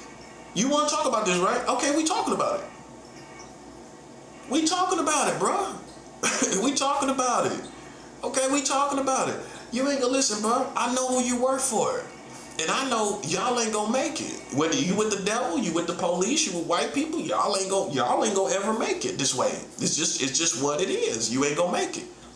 It ain't no way you gonna Jedi mind trick to where I feel like I'm a sex predator, or you make people feel that I'm a sex predator. It's not gonna work. I'm already on to that. So imagine me falling off and being succumbing to it. It's not gonna work, bro. I mean, would you even trust that if I'm telling you this what they doing? And then they say they caught me after that. Would you trust that? He know what you're doing, but you caught him. No, you playing Jedi mind tricks, trying to attack his mind with spirituality and witchcraft and divination, and it didn't work. That wizardry didn't work. Okay? That's what got your country in trouble, this right here. Because I'm just not that dude to play with. I keep it on me, bro. On everything I love. You know what I'm saying? Like you listen, don't doubt me. Listen, you can doubt me. Don't doubt these weapons. I'm dead serious. Okay, police though, listen, if you've been watching movies and you think this the purge and you want to purge on me, and listen, or whatever it is that's crossing your mind, God, listen, I know that you find this as entertainment because black people played in my face and it started a war and you mad because I don't deal with them no more. I know it's that too. But you stupid enough to not realize why. Why you think it is? Because they play with me like you doing right now. It's the same energy that caused hate between me and them. What else was it? What else was it? Me being from North Carolina. Smart people would say, okay, him being from North Carolina, I ain't even got to pick his family apart. I mean, they going to be probably decent people towards black people. That's facts. Coming from North Carolina, right? What's the odds this dude got a problem with black people and he from North Carolina? Imagine that. He come from all this blackness. Nah, something happened. That's what happened. And now you see what it is. Now, if it wasn't none of that going on, then I was talking like this, then you could say, well, where's the energy coming from? I don't put it together. You do put it together, don't you? You see where it's coming from, right? Okay, so then you should even question why I feel the way I feel towards black people. No, you shouldn't question nothing I'm saying because it's going to get nasty, it's going to get dirty, and things going to be said. People going to hit below the belt just like they hit below the belt on me, right? So don't hold me to a double standard, right? Okay, they've been saying all kind of stuff. I took everything they said, right? But they can barely take the truth. Okay then. Okay, so I'm a grown man. I can take whatever you gotta say as long as you can produce receipts. As long as you ain't in the la-la world like Harry Potter. As long as you ain't the black Harry Potter. You know what I'm saying? I can take whatever you gotta say. I can challenge. I can sit down and talk to you about anything because I know my life. I know what I've done and not done. I can sit down and talk to you about anything I've done. And I guarantee you by the time I get done with you, you're gonna be on my side. You're gonna see in my way. And that's it. Anything you talking about with a child, me being a child myself, okay, you got an undeveloped brain. I got an undeveloped brain as a child, right? Okay, how you gonna judge a child's brain that's undeveloped for anything that they do? They got an undeveloped brain. You put yourself in this situation and you thought I'll be a scapegoat for you and I'm willing to kill. And that's all there is to it, bro. That's what you need to know. I'm not a clown, bro. That's what I'm trying to show you. Okay, so if you ain't willing to kill, I think, listen, if you just talking loud, right, and screaming with that rah-rah, right, but you're not willing to kill, bro, listen, ain't nobody got to hold you back. I keep mine on me, bro. They ain't got to hold you back, man. Listen, I'm always available. I'm always out here. Anytime somebody scream loud enough, I'm answering the call every time. You don't see me ducking and laying down in my bed, hiding from people. You know what I'm saying? I'm always, so where's the hiding at? See, people paint narratives, man, along the way, you know, and they should know better than that, man. You already know better. You know my personality, man. You know what I'm saying? I don't sell my soul. I don't have to do this. I don't do this. This is my manhood. I'm like this because of my manhood, not because I'm a gangster. I'm like this because I'm a soldier. This is my manhood, right? There's no way in the world I'm gonna let people play with me and like we in school. And I know you ain't got no receipts. That's what I'm talking about, bro. Because I know right there, you ain't gonna do that with no other black man. If you ain't got no receipts on them, you don't care what they talking about. That's the attitude. Just in case you ain't black. No, I don't care if it's about children, so what? That makes it worse. If you tell me something about a person that you talk about kids and they ain't no receipts, I'm not gonna entertain it and put that on somebody's name with no receipts. You see what I'm saying? I'm not even gonna get that started. That's too dangerous to get that started, and this person and you ain't got no receipts. So that don't make it better in your defense when a white boy or a white girl talk about children. If you ain't got no receipts, that's gonna make it worse. That you out here talking without receipts, talking about somebody's doing something to children with no receipts. You thought that psychological stuff will hold up, and ain't nobody honoring that, man. Ain't nobody honoring that.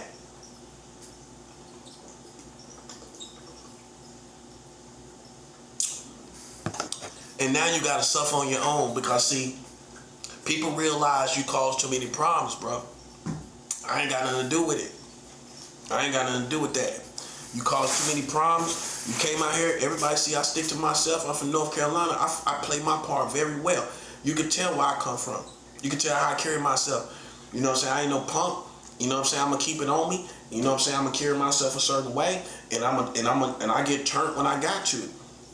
Other than that, I'm in a good mood today, you know what I'm saying? And I'm doing very well, you know what I'm saying? But I still can address you, you know, like a boss man. A boss man could be eating a sandwich, a good sandwich. He put his sandwich down to a drop. His sandwich get cold trying to address somebody else. He'll let his sandwich get cold to check somebody.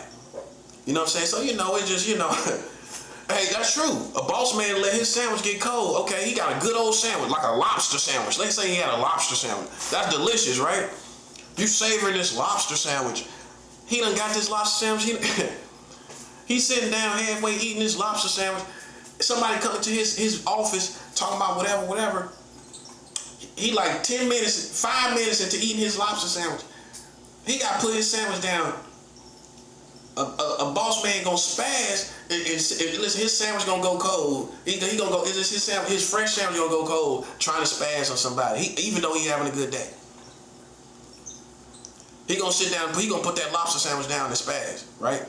He gonna put that lobster sandwich down and tell people. See, what you didn't understand is I already had the goods, man. Before you even knew who I was a whole made man, bro. And that's what's messing your mind up. Like, whoa, hold up. Yeah. So you know what it leads to? It leads to let you know somebody was jealous of me if you're smart. Okay, how this dude is this good and he got this on his name? Jealousy, man. Jealousy. My brother was mad because I came to New York first. Petty. Oh, he ain't gonna tell you that. He wanted the story to be I went to LA and he went to New York. Corny whack stuff, man. I go everywhere. So once I went to New York, the war was on. He was jealous. That's when he was officially jealous of me. Up until then, he wasn't.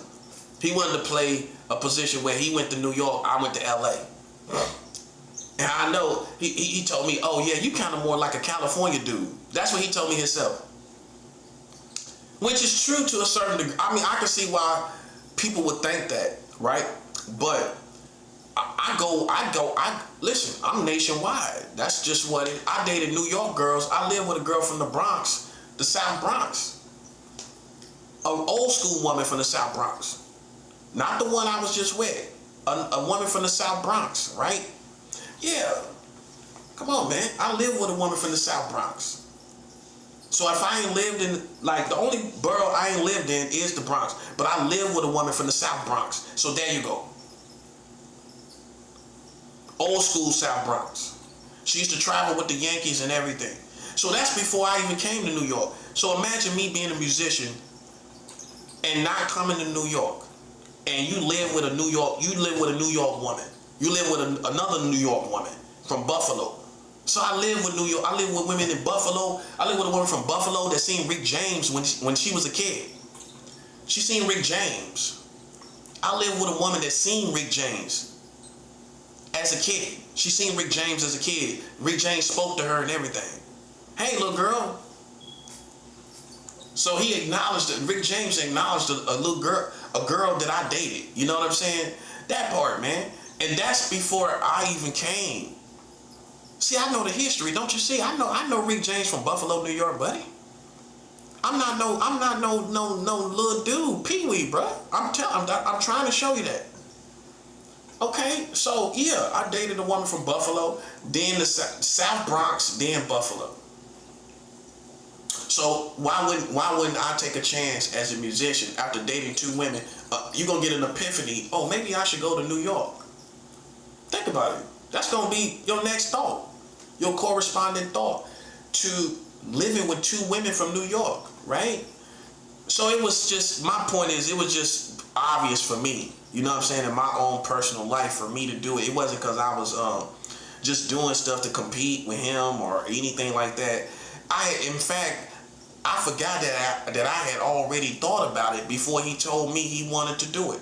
And I can show you the receipt on Facebook that I had already said I wanted to go to New York before he even told me that. Because it's obvious, I live with New York women. I'm a musician. They was talking about New York. So think about it. You ain't gonna think about it? As somebody from New York, somebody's an entertainer, and you living with these women that's in New York. This woman was born and raised in the South Bronx. I live with a woman born and raised in the South Bronx.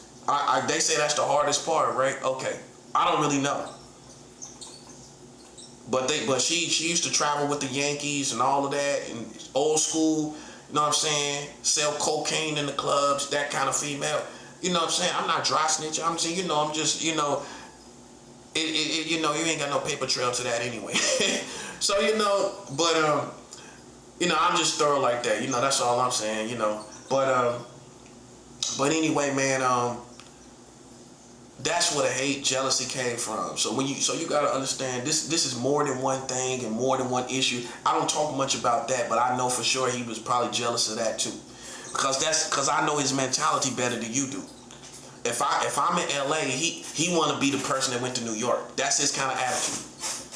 But then when I went to New York, because you didn't have the courage to go yourself, you didn't have the backbone to go.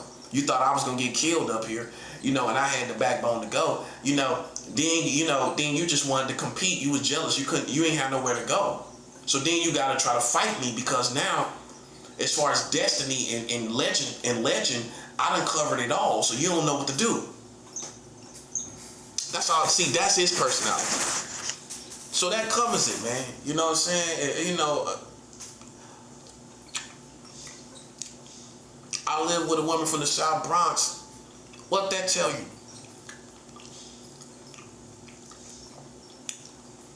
That's before I even came to New York. That's before.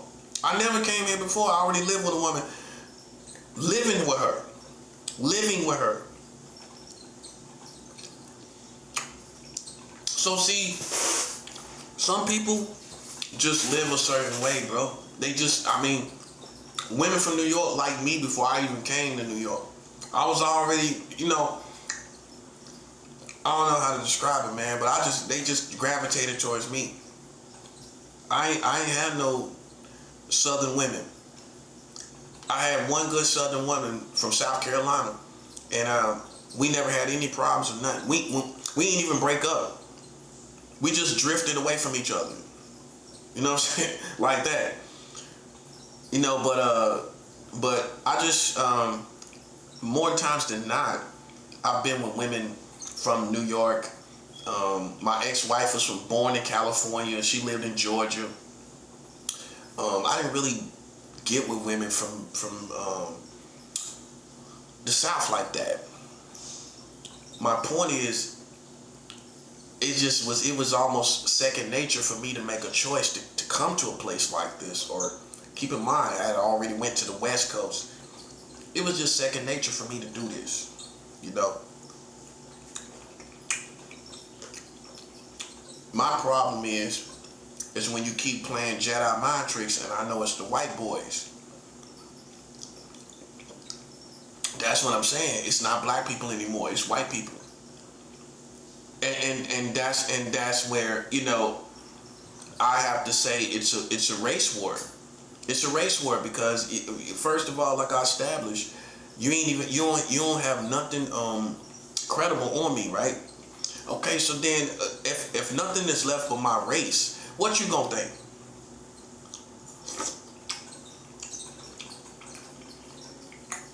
They ain't got nothing on this dude. They ain't got nothing on him. But you want me to be a scapegoat because you messed up. That's why it's a big war. I don't deal with nobody in this building. And I'm just like the next man. I don't take challenges very easily. I don't take challenges and stuff like that very well. No, I don't, because I mean, it's no reason for me to be challenged. I'm not a peewee, bro. It's no reason for me to be challenged. I keep my stuff on me. Every time you see me go down to the microwave, what you don't know is I keep it on me, bro. On everything I love. You know what I'm saying? And if anybody jump, I put your blood all on the floor. They'll scoop you up out of here.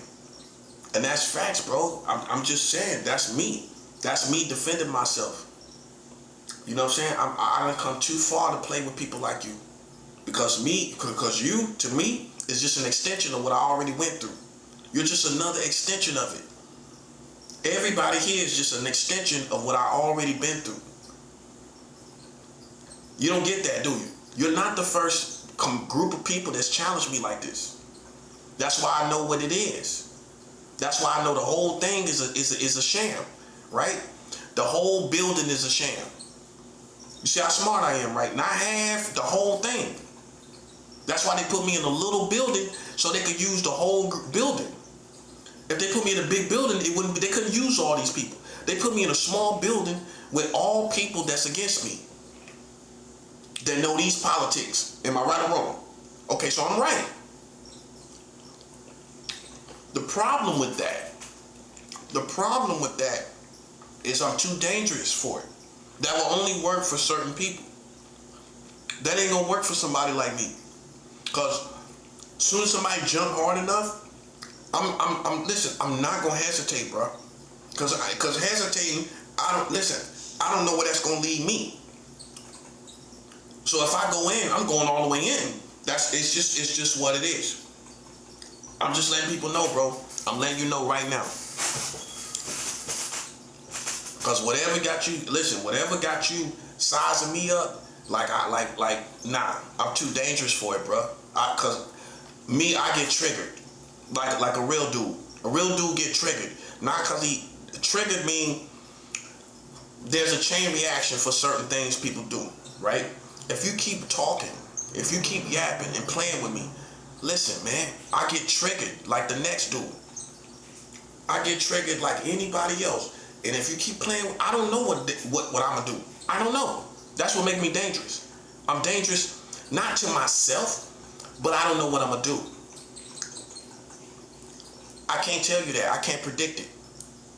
All I know is I'm not taking no challenges. You know what I'm saying? No, man, listen, man. We winning, first of all. You know, y'all marrying children, second of all. So let's update the politics. Y'all marrying children. Y'all marrying children as Americans, right? Right. So with that being said, listen, you don't got no politics that's gonna work on my name, bro. Accept your politics about yourself. That's what you accept. Don't play no psychological games with me, bro. That's all I'm saying. That's all I'm saying. Because if you ain't willing to do something, and I got my weapons right here, listen, bro, I don't break under pressure. I don't break under pressure, buddy.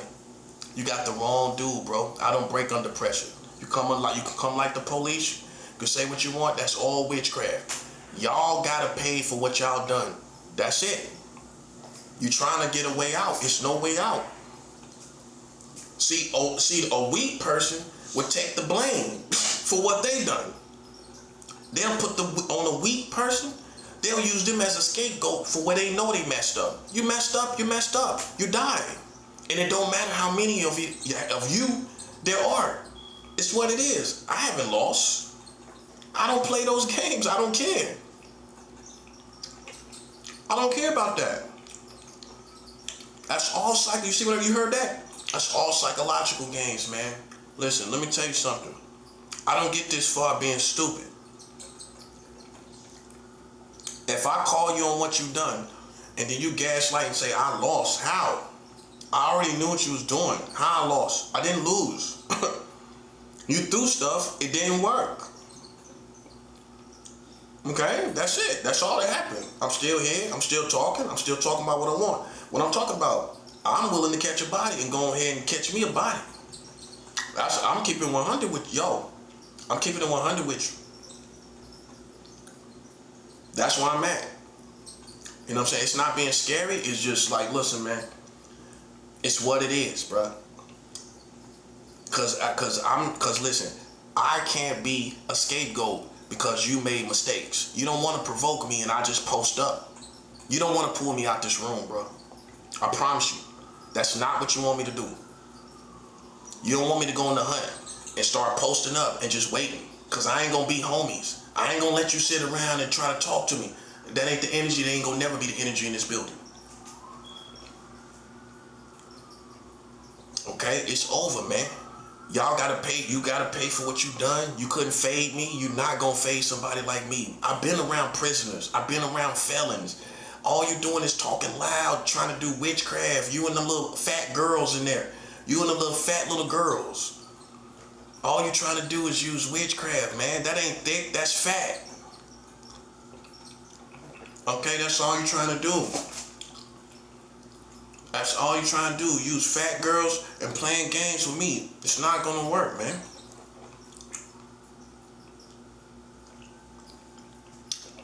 All they did is try to come up here and do witchcraft. I didn't lose. How I lose when I know what you're doing? No, I don't play by your rules anyway. I won. Okay? I refed. People see I came off my fast right. They seen that I passed the test. I'm stronger than you. I'm tougher than you. This is another reason. Because once I done came off a fast for 7 days, I know I'm above you. I know you can't do it. I know these fat girls can't do it. Listen, I'm not bragging. I'm not boasting. But I know these fat girls can't do this. So I'm not going to let you come in and just yell and do a little witchcraft and think you on my level. No, bruh. I ain't already lose. I listen, only a retarded person will be beaten. I'm not. All that psychological stuff, this person keep yelling and screaming. He think I'm scared of him, right? Man, how? How could you think that? How could you think I'm scared of you? You moving like I'm supposed to be. I'm already scared of you. Ain't no proof of that. Ain't no sign of that. That's what I'm saying. Listen, man. Listen, y'all on lower levels. Y'all on levels of the streets. That's beneath me, bro. With people like y'all, I just take one and then take the charge. That's all, bro. That's all. I can't. But I can't let you think You're me. You're on my level. We know that's not true. We know that's not true. And so for me, it's offensive for you to challenge me, and it don't make sense. You're not me. You're not gonna be me. Okay, so I don't care about your group.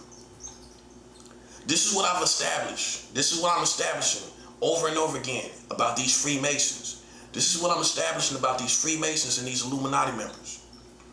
This is what I'm establishing about these people. They sat here and watched your country marry children, right? They sat here and watched this, right? They watched this happen. Okay, now imagine them same people trying to put pressure on me about the same issue. But you say you love children, care about children. I don't care about your love for children. Okay, when you can sit up and watch people marry children, I don't care about it. That kind of love I don't care about. The love to sit up and watch people marry children and then try to put pressure on somebody without receipts, nah, we don't respect that. We don't respect you. It's for all the right reasons. So don't try to make hype up Freemasons. Freemasons is a white boy group, and it always will be. And it always will be. And it don't matter how many black people you put in that little white boy group, it's always gonna be a white boy group in the eyes of a black man like me that sat here and watched everybody do what they do. You're not gonna fold me, bruh. I don't fold. You ain't learned that yet. You ain't learned I don't fold, bruh. Y'all gotta die for this. And that's what they want now. The streets, everybody wants you dead, man. Okay, and so listen, stop being a sucker, man, and just die. That's what I'm saying. I don't care. Listen, man, listen. I don't care about you. I feel like you left me for dead. You the same people that came out here and tried to ruin my reputation. No, I do not care about you. And you shouldn't even look for it. You shouldn't even look for me to have any compassion, sympathy, or nothing. Empathy, apathy, nothing for you. You shouldn't even look for it. I don't have no empathy or apathy. So you can gather together. I don't care. It's looking like I said. This whole building is just an extension of what I already been through, man. I'm willing to catch me a body. You know what I'm saying? That's all I'm saying. You know what I'm saying? I'm not saying that in a coward's way because I've already expressed my strength. It's just I don't have tolerance for it. I'm not gonna play with you. It's just what it is. You can doubt me. Like I said, every time you see me, I got it on me. Now, if you man enough to talk that out there, you should be man enough to talk it to my face. If you can't do that, we don't respect you in our world that we live in. And I don't care how you say you do it or you play psychological. That's how we do it or whatever. We don't respect that. And that's it. That's all it is. You ain't gonna get no respect in our world. People gonna respect me because I did what I had to do on my enemies. I took care of you by taking care of them. Now you stuck. And that's what you're mad about, buddy. And you ain't got nobody to blame but yourself. Yeah, I know why you're mad. You know why you're mad? Because it's all over. That's why you're mad. But guess what? You should be smart enough to know why it's over. You know why it's over? Take a wild guess. Then you should just die. I feel like you should just die. Everybody do. You ain't gonna fold me. The truth is the truth. I ain't never been with nobody underage as a grown man. You're not gonna change that. A Jedi mind trick, ain't no psychological stuff gonna change it. That's the facts. It ain't nothing you can do to change it. That's what I'm saying. That's why I love the truth. The truth is gonna always set you free. Ain't no way you can change it. You can play psychological games, you can yell, you can scream, and if you want smoke, listen, bro, I got it. I got it on deck. Listen, man. But you ain't gonna ever make me out to be a sex predator, buddy. That ain't gonna ever happen. That ain't gonna ever happen. I know the context of everything and how it happened and what it means and what it doesn't mean. And it ain't no way in the world you gonna label me as a sex predator. I ain't gonna feel that way. I ain't gonna ever feel that way. Because I can look at your community And I can see everything that you talking about. They doing it in living color, buddy. Everything you talking about, they doing it all. What you talking about? Children, they marrying children. Okay, we got that covered. What else? Animals. Oh, they having sex with animals in West Virginia by law.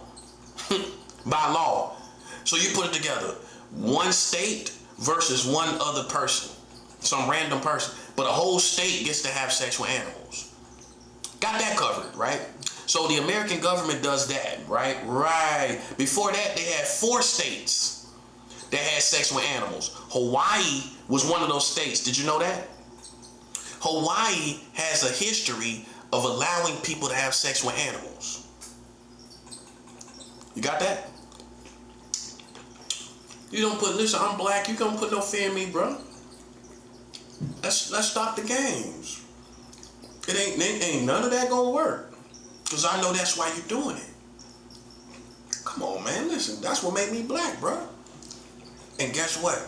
I'm willing to catch a body if I got to.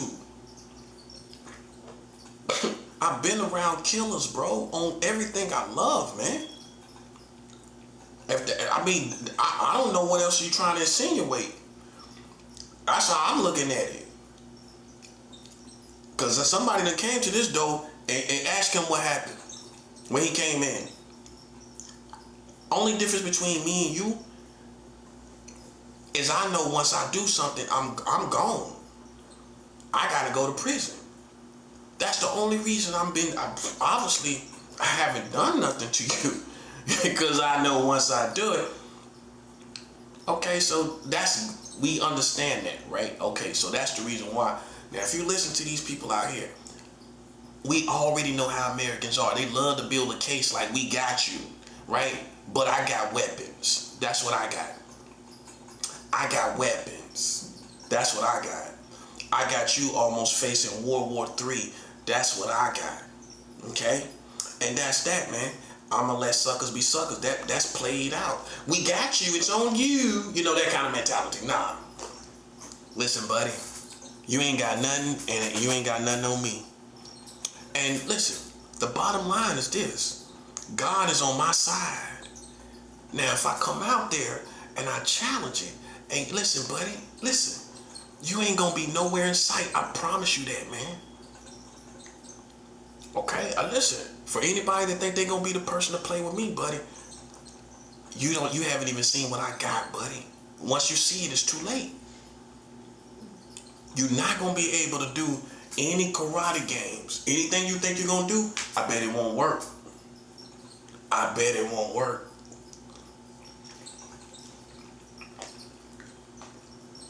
Just go ahead and die for this, man. Everybody know you've been playing with me. Okay, so then just don't go ahead and die for it, bro. Stop prolonging it like you gotta see something about me. Stop insulting everybody's intelligence, man. We listen, you've been here a million times, you ain't seen nothing. You can't convince nobody, man. Just go ahead and die for this, bro. That's how I see it. Is it me being cold? It's not. It's something that you didn't realize. I've seen how long this is going on. This is going on way too long. Okay, so then for what all it caused, right, in our world, you deserve to die for it, bro. That's it. That's all, bro. It ain't gonna change. It ain't no way you gonna change that narrative. I keep telling you that. That's why you begging and kicking and screaming. You screaming for your own life. That's what you're really doing. Hey, I wouldn't have made that mistake. That's all I'm saying. See, that's the streets. The streets gonna sit back and tell you, look, man, I wouldn't have made that mistake. Because I wouldn't have came out here on somebody I'm not that concerned about children or men or women. No, not to the point where I'm going out. See, that's how a sucker play itself. You think you're coming out here for children and you're going to look noble and you doing the right thing until you play yourself for children. You played yourself for children. Now we know all things are possible. All things are possible. You played yourself for children, man. You did. You played yourself for children. When we thought we saw it all, listen, buddy. They surprised us, didn't they? They amazed us. You played yourself for children, man. And no, listen, man. First of all, how you played yourself for children. You came out here like you was about that life, but you didn't even know about your country marrying children. That's number one. That's foundational. Then you didn't have your ducks in a row with the receipts or nothing on me. All you going by is mind readers. That's why you had to put me around all these mind readers. You had to. So they could find a shred of evidence, and we ain't gonna acknowledge or honor psychological. God is waiting to kill, bruh. You understand that? God waiting to kill, bruh. It's not no game. That's what I'm saying. God ain't sitting up waiting for you to find something on my mind. I ain't never gonna let myself be subject to that. You played yourself. If you thought you was doing that and you was getting a kick out of it, I won. I still destroyed you. Which means you played yourself. That's how I see it. You ain't my daddy or my mother. I don't owe you no explanation. My life speaks for itself. You kept following me around and playing with my life because you find me interesting. That's a clown. Once again, that's why I keep showing y'all evidence of this, evidence of that. They thought, okay, this the end of the road. They gonna want him dead. Except God, buddy. Except God said, nah, nope. Y'all gotta die. Because it was enough for him to mind his business and be to himself and be doing nothing in your community. You are just ghetto. That's all it is. You hyped up on this situation like it's crack, and that's all that is. That's all it is. It ain't that you so interested about children. If you so interested about children, then you would have stopped child marriage laws in this country. You would have stopped that. You would have been talking about it. You ain't interested in no children. That's a lie. You interested in gossip. You interested in playing in people's face. Like any crazy Americans. They just love playing with people. That's all it is. And I'm not that dude to play with. I keep it right here. I got something to kill you right now. If that's what you want to do, buddy. I can take you to hell right from this room, and that's not a lie. And God knows I'm not playing. He knows I'm not playing with you. I don't put nothing and say and I'm lying. I don't put God into equation, and I'm lying, bro. I don't lie like that. I don't play like that. But I ain't got that to prove. I'm not a 16-year-old boy trying to prove that kind of, I'm beyond that. Right now, we tired of the streets anyway. I'm tired of it. I'm tired of what it do to people. I'm tired of the ignorance. I can finally address that. Besides what it is, I'm tired of it being what it is, as it is. Let alone some lames trying to project it like they in street politics. Man, this ain't no street politics. Half of y'all gay. And that got a lot to do with it, because your value system is not the same as mine. Well, if it was, then you would realize, hey, they ain't got no charges. A gay boy gonna keep playing games. Well, I'm starting to look at it that way. I'm starting to look at it that way. You want to be part of the show? It's not gonna happen. You're humiliated. Yeah, I don't got no respect. That's life. That's life, bro. Like I said, you had too many chances to go in a different direction. You had too many chances. You can't even feel sorry for them. Nope. They had too many chances, bro, to go somewhere else and do what you do, right? You had too many chances. That's why nobody feels sorry for you. I can see if it started like in 3 months. Okay, 3 months, you really didn't know what was going on.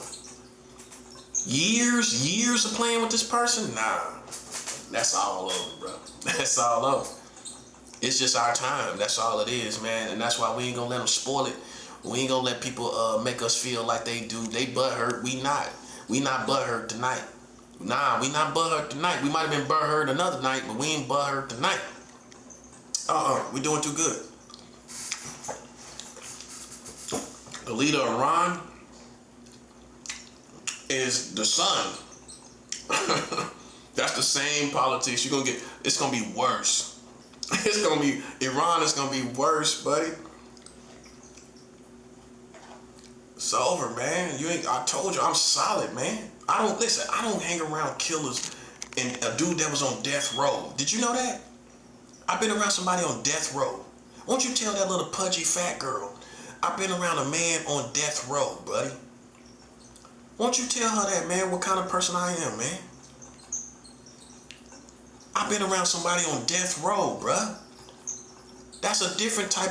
A felon gonna say, nah, that's dangerous as it gets. Go ask this prison system. He been around somebody on death row. That's hard as it gets, bro. That's hard as it gets. That's dangerous as it gets, better to say. And you know what that dude told me that was on death row? You a cold-hearted person. He told me that. But you know why? You know why he told me that? You know why that man from death row, that death row inmate told me that? Because I have a no bullcrap policy. Where other black people play games and go along with the show, I don't. That's all it is, and I'm dead serious. And that's what people find out, that I back it up, right? And that guy said, you know, you're a cold-hearted person. Listen, man, this is how I survive. Listen, it'd be one thing if I was throwing it around in the air, but listen, I'm only cold-hearted towards those who deserve it. You know what I'm saying? And they definitely deserve it.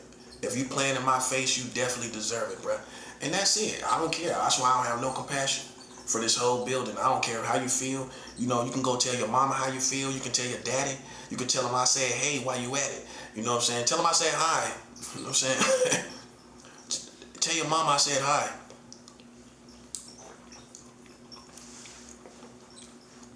Tell your mama I said hi, buddy. Listen, bro. You got me messed up with a lane. I don't get this far fearing little punks and scrubs like you. Little fat females sitting around looking at me trying to size me up like I'm stupid. Yeah, trying to size me up. Man, you can't be serious, man. Do you know who I am, bro? I got more respect than your family as a combined force. And I challenge you to show me something in your family that they have done that I've done. Your family said nothing about marrying children. Your granddaddy didn't know about it. Your grandmama didn't know about it. Your mama and daddy don't know about it. But yet you think you can see me. It's all in your head, little buddy. It's all in your fat head. You think you can see me, buddy.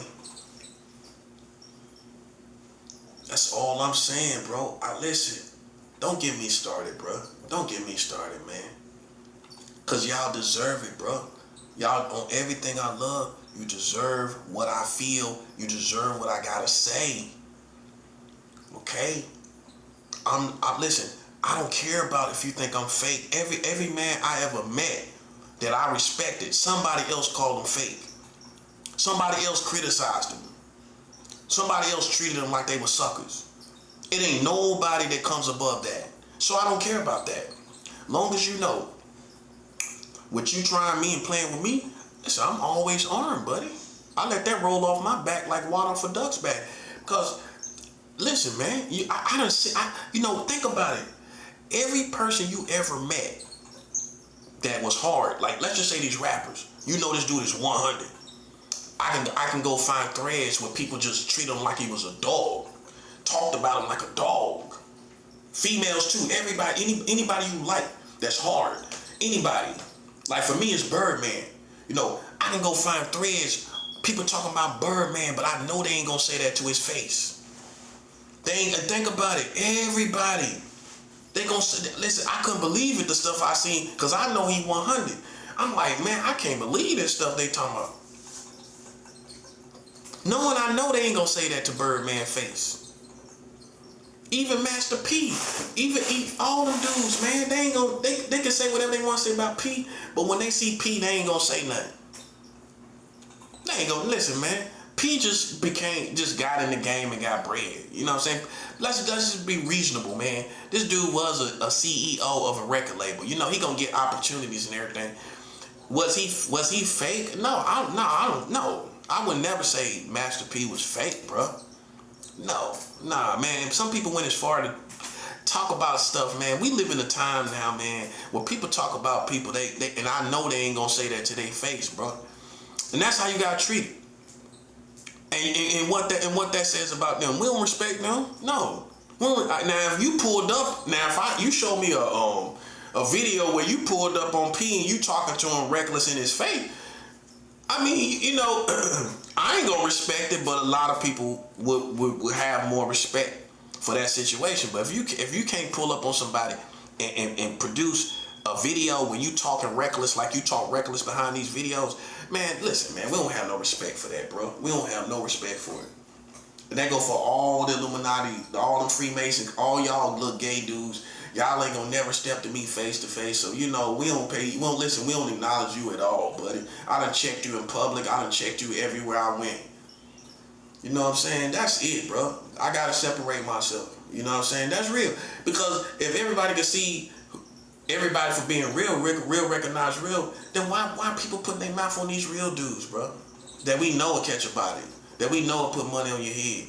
I mean, so that's how I deal with it. They talked about Jesus. They talked about the Lord. They gonna talk about everybody, man. You know what I'm saying? But we just gonna be ready if people want smoke, man. That's why I believe in getting licensed guns. I'm gonna get guns. You know what I'm saying? Plural. You know, moving forward into the future, and that's all. That's why I'm gonna be glad to go back down south so I can keep some guns, bro. Because like I've always said, I know for sure that when you got a gun, listen, that's gonna sober up any lane. A lane gonna get sober when you got a gun. Oh yeah. Now he wanna talk. Now he wanna reason. Now he or she wanna, well, we heard this stuff about you now, but you knew that before. What changed your idea? Say it like an old school person. What changed your idea? What changed your idea, buddy? What changed your idea? I'm gonna tell you what changed your idea. The gun changed your idea.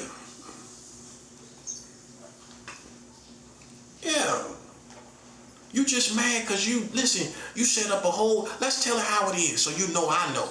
You set up a whole court for people to see me humiliated, to try to play with me here in Brooklyn, and they wind up rallying around me. That's what happened. They see me out there moving like I'm moving. They can't do nothing but respect it. Because you going to consider yourself, that's why.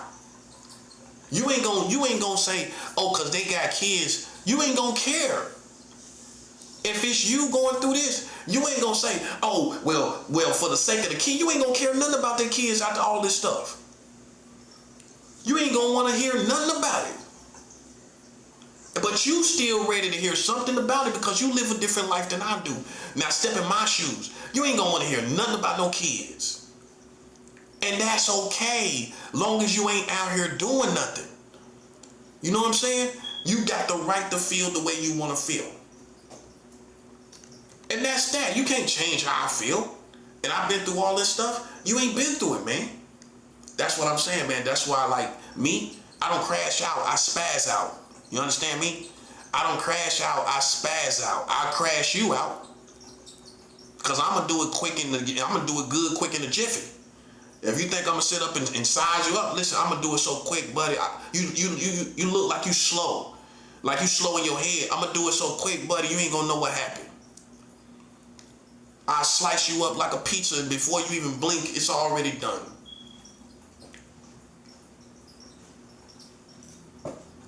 What you want? You want to be cut squares, or you want to cut original or squares? How you want to be cut? Detroit style? How you want it?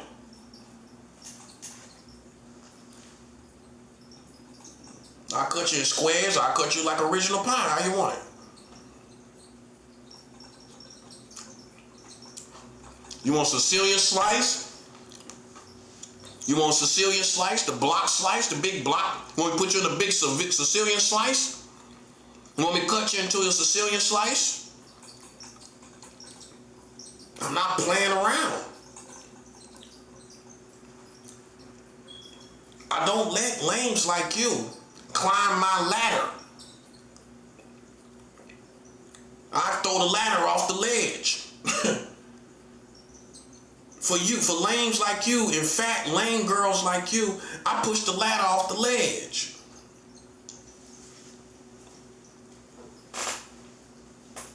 We don't care about witchcraft. I've been around killers. You know what's harder than witchcraft? Killers. Ain't about people that killed people and put them in the grave, they're still there. The people they killed still dead.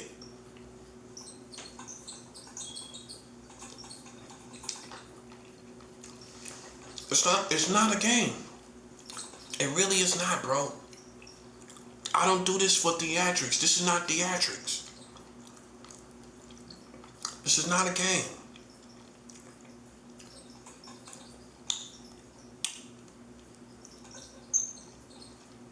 That's why I would listen. If you're frustrated with your situation and you're feeling some type of weight, that's why I keep it on me, bro. Because I'm smart enough to know that. You're frustrated, right? Okay, that's why I keep it on me, bro. I guarantee you I'll take you to hell right from this room, right from this building. I'll take you right to hell. This will be your last destination, buddy. I'll make sure you won't leave here. I'm not hesitating, okay? And I can talk about God, and if I gotta get you, I gotta get you. And that's what I don't think you believe. I don't think you believe I can write and read this Bible and be a soldier and take your life. That's all I'm saying, buddy. I'm just articulating it like I articulate it, but I'm a soldier. That's what I am. Okay? Don't doubt me, buddy. I'm not in high school. I'm not 16 years old. I'm too old to be lying. I'm too old to be lying, buddy. I'm too old to be sitting around here lying about something. This is real. Okay, you asked for it. You got what you asked for. You wanted smoke? You got it, sucker. You just didn't like how you got it, did you? You ain't like how you got it, did you?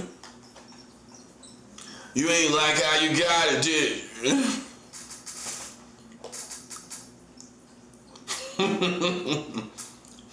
You just got nothing out of that situation. Gaslighting ain't working. Just remember, I'm not a part of this building, buddy. I'm a wild man. I'm a wild man, buddy. I'm not a part of no building.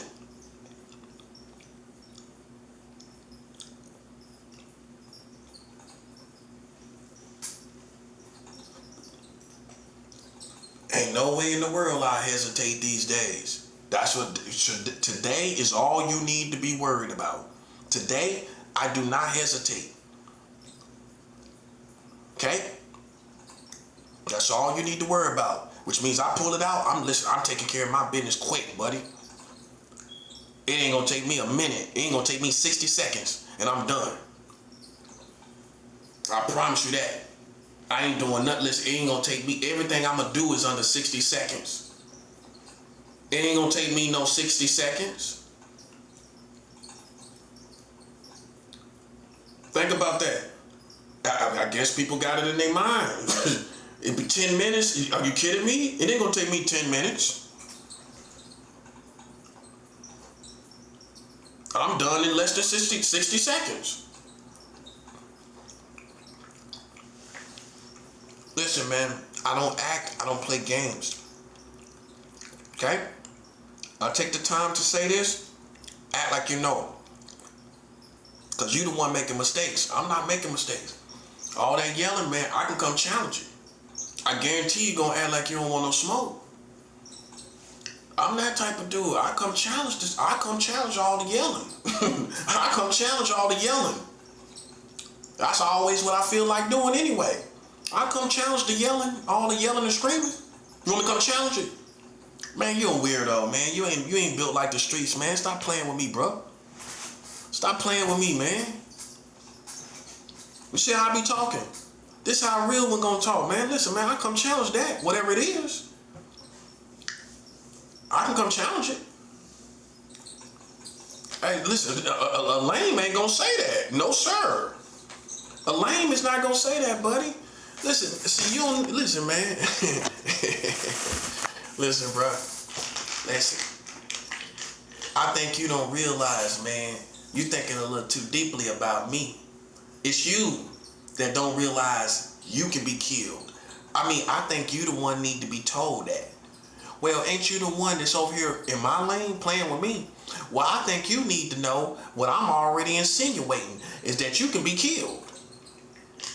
You need to know that, not me. Why I need to know? I mind my business. I don't need to know that. You need to know. You can die. You can lose your life. I don't need to be told that. Why I need to be told? Oh, because I'm winning. I need to. Hey, they want you to know you can die because you winning. They want you to know you can die because you winning.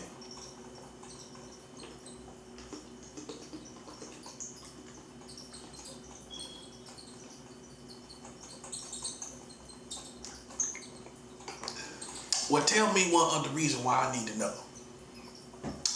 Listen. You don't know me well enough to need. Listen. I'm gonna talk like a grown man. That's not the reason I need to know. I'm gonna defend myself. That's not the reason I need to know. Okay, so what's the reason I need to know? You need to know. You know what? You know why you need to know? Cause you playing over here with me like I can't come chase you downstairs. I can run. I can run real fast. You didn't know that, did you? If I come out there on you, buddy, listen, I guarantee you the last look on your face will be surprised. Like you surprised. Like you coming out of the house high on weed, like this.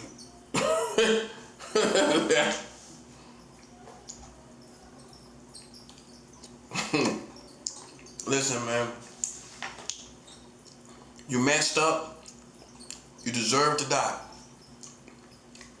We're not gonna make no big old show about it no more. Okay? I'm good and clean, and you can't stand it, and that's all it is to it. You know, I'm going through all what it is. I know what it is. So you can't say I'm stupid. I know exactly what it is. I'm good and clean, and you in trouble. You're in trouble. You're in big trouble. They want you dead. The streets, everybody, because they told you to stop long time ago. That's why. That's why. It ain't because it's so much about you, per se, about who you are, per se. Nah. It's about you coming out here playing in the field, per se. You coming out here playing in the field, per se.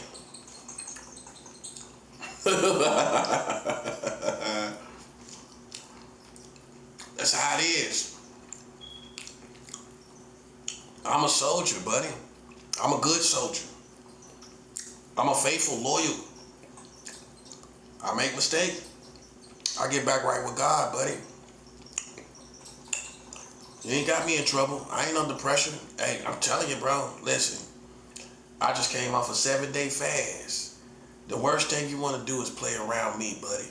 I promise you God gonna look at it like that. And smash you, bruh. I don't know. Listen, you can't dumb me down back to where I was. I done elevated. Bruh. And even though I'm talking about things like this, I done elevated, man. Tell these fat girls I done elevated. Tell these fat girls I done elevated, man. Since the last time you saw me, I done elevated. You see where it's at? World War III almost. How dare you think you can stand in my path? How dare you think you can see eye to eye with me as far as rank? Not as far as humanity, as far as rank. How dare you think you can see eye to eye with me? Because you made a dinky decision to use witchcraft.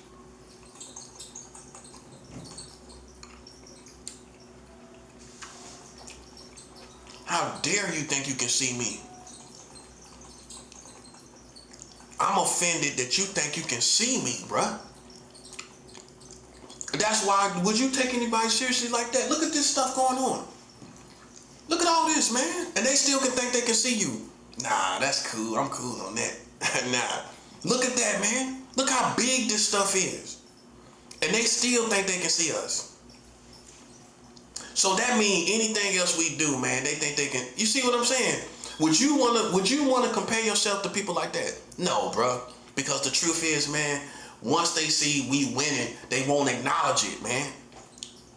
If you was playing sports with somebody, if you played basketball with somebody, every time y'all won, these two suckers wouldn't acknowledge you. Would you want to play with people like that? Y'all win every time. But they like, nah, we can play better, you know, we good. Like, well, how you gonna say you good? You lose every time. Y'all lose every time, bruh. You gonna say, nah, we ain't playing with them no more. Nah, man, because they'll sit back and act like they still better than us, but they never prove it. That's the same thing I'm dealing with. You act like you better than me, but you never can prove it. We win every time, but you sitting up talking about, yeah, man, nah, we better. Who want to play basketball with somebody like that? You gonna stop playing, cause every time y'all lose, y'all sore losers. Y'all sore losers every time. Y'all lose. Oh, nah, we ain't really lose. What you mean you ain't really lose? What you mean? You lost. It's what it is. Ain't no way you gonna make it better. Ain't nobody else looking at it the way you looking at it. Y'all lost. That's what it is. That's how it is. Nah, we ain't really lose. You know, we ain't really. Now, what you mean you ain't really lose? You totally lost. After about 5 to 10 games of that, nah, I ain't playing with them no more unless they real friends. If they ain't real friends, man, we ain't listen. Ain't no way in the world. I'm 10 games max. That's all. I'm playing, and I can play basketball too. By the way, I can play basketball. So you know, ain't no way in the world I'm playing 10 games with people that won't acknowledge that they lost. It's no fun. You know what I'm saying? No matter what your efforts are, these people act like they still can. They won. They won't acknowledge your effort, your wins when you won. You know, it's almost World War III. Can you imagine these lames out? You see what I'm saying? Look at that. Look at that, man. But and what that's supposed to be? Yelling around in this World War III. You're yelling around. You're yelling around in this World War III.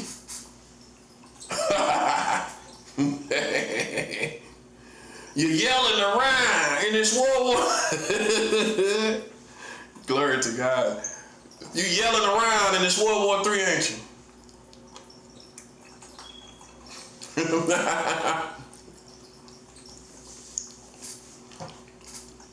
That's what you get for bringing me here. I told you we was gonna do this. I'm a winner, man. I win. I'm used to it. I'm used to wins. I'm used to winning. That's how I know when I'm doing it. Because I'm used to knowing it. I'm used to it. I'm used to winning, buddy. I win. I do nothing but win.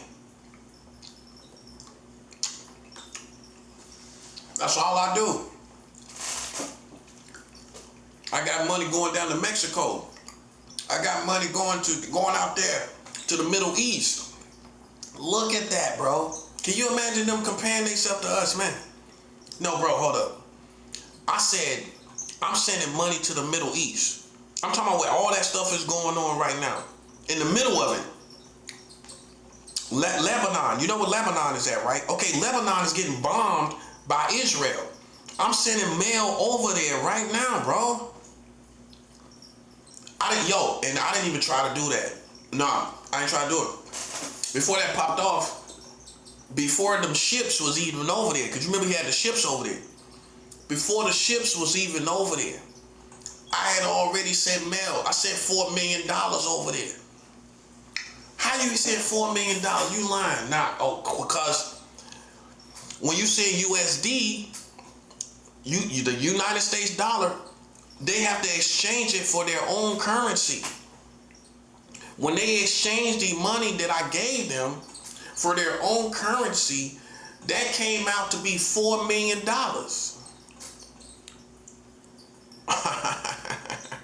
You see why I be laughing, right? You see why I be laughing? That's the money laugh, buddy.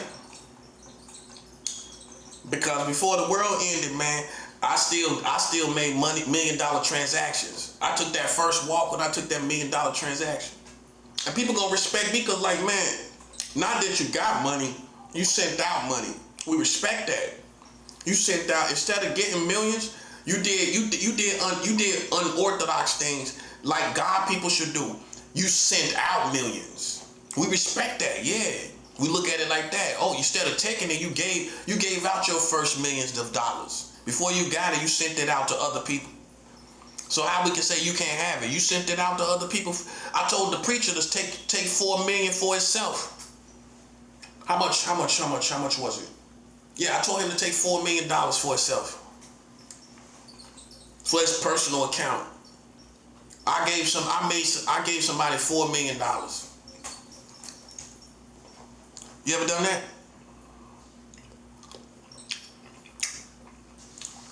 If he wasn't a millionaire, I made him a millionaire. Glory to God. You ever done that? So how you think I ain't gonna be blessed? I told him in the letter, I told the pastor, keep $4 million for yourself. I'm like the modern day Robin Hood, man. I take from over here, I give it to over there. I gave him I like that part of it too. I gave him $4 million. I gave, it was $16 million in all, right? $16 million. That's why I'm tripping off of you. That's why I'm tripping off of you. I done sent $16 million. That's $20 million over there. Keep in mind, this is all spiritual. You already see what's happening. I done sent $20 million. I done sent $21 million in all. $21 million out into the world. You might as well say 22 million, but just to be sure, millions in itself, 21 million. That's all I'm saying. That's why I'm not worried about it, man. That's why, listen, and you can't say it's not true. Because this is money. This is money. It's not a matter of opinion, buddy. This is not a matter of opinion. Okay? If I send USD over there, that's going to be exchanged. They not going to sit on that money.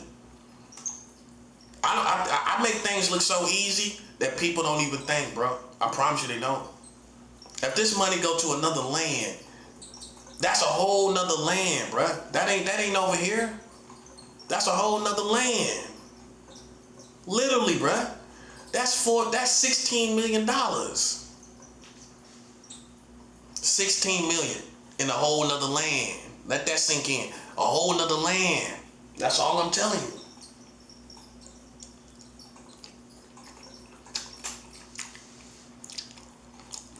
I told the pastor to keep $4 million for himself. Because I respect the man of God. I salute the man of God. He make it all happen. He make the opportunity happen where I can even do that. It wasn't the congregation, no disrespect. But it's the man of God with the vision. So I believe in the man of God being blessed. I give him $4 million. That's what the opposite of what Americans would do. He don't need $4 million. Why he don't? He doing God's work.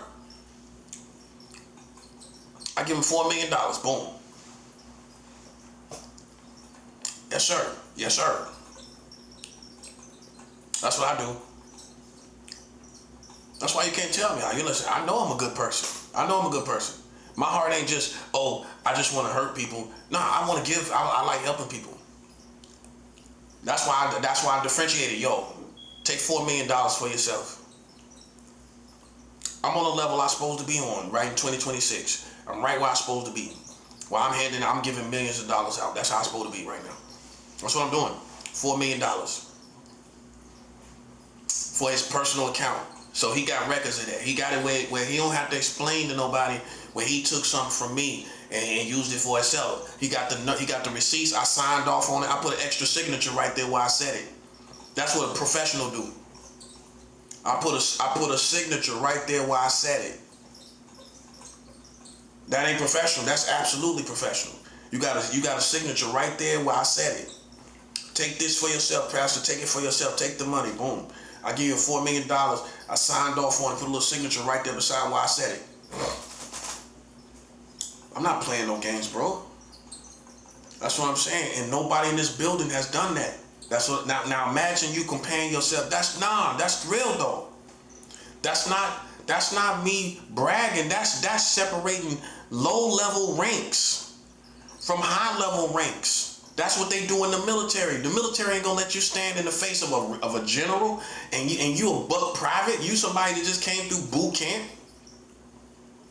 You a buck private, ain't you? Buck private.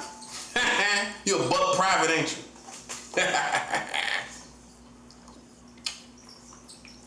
You a buck private. You know in the videos in the movies, you a buck private. You a buck private, ain't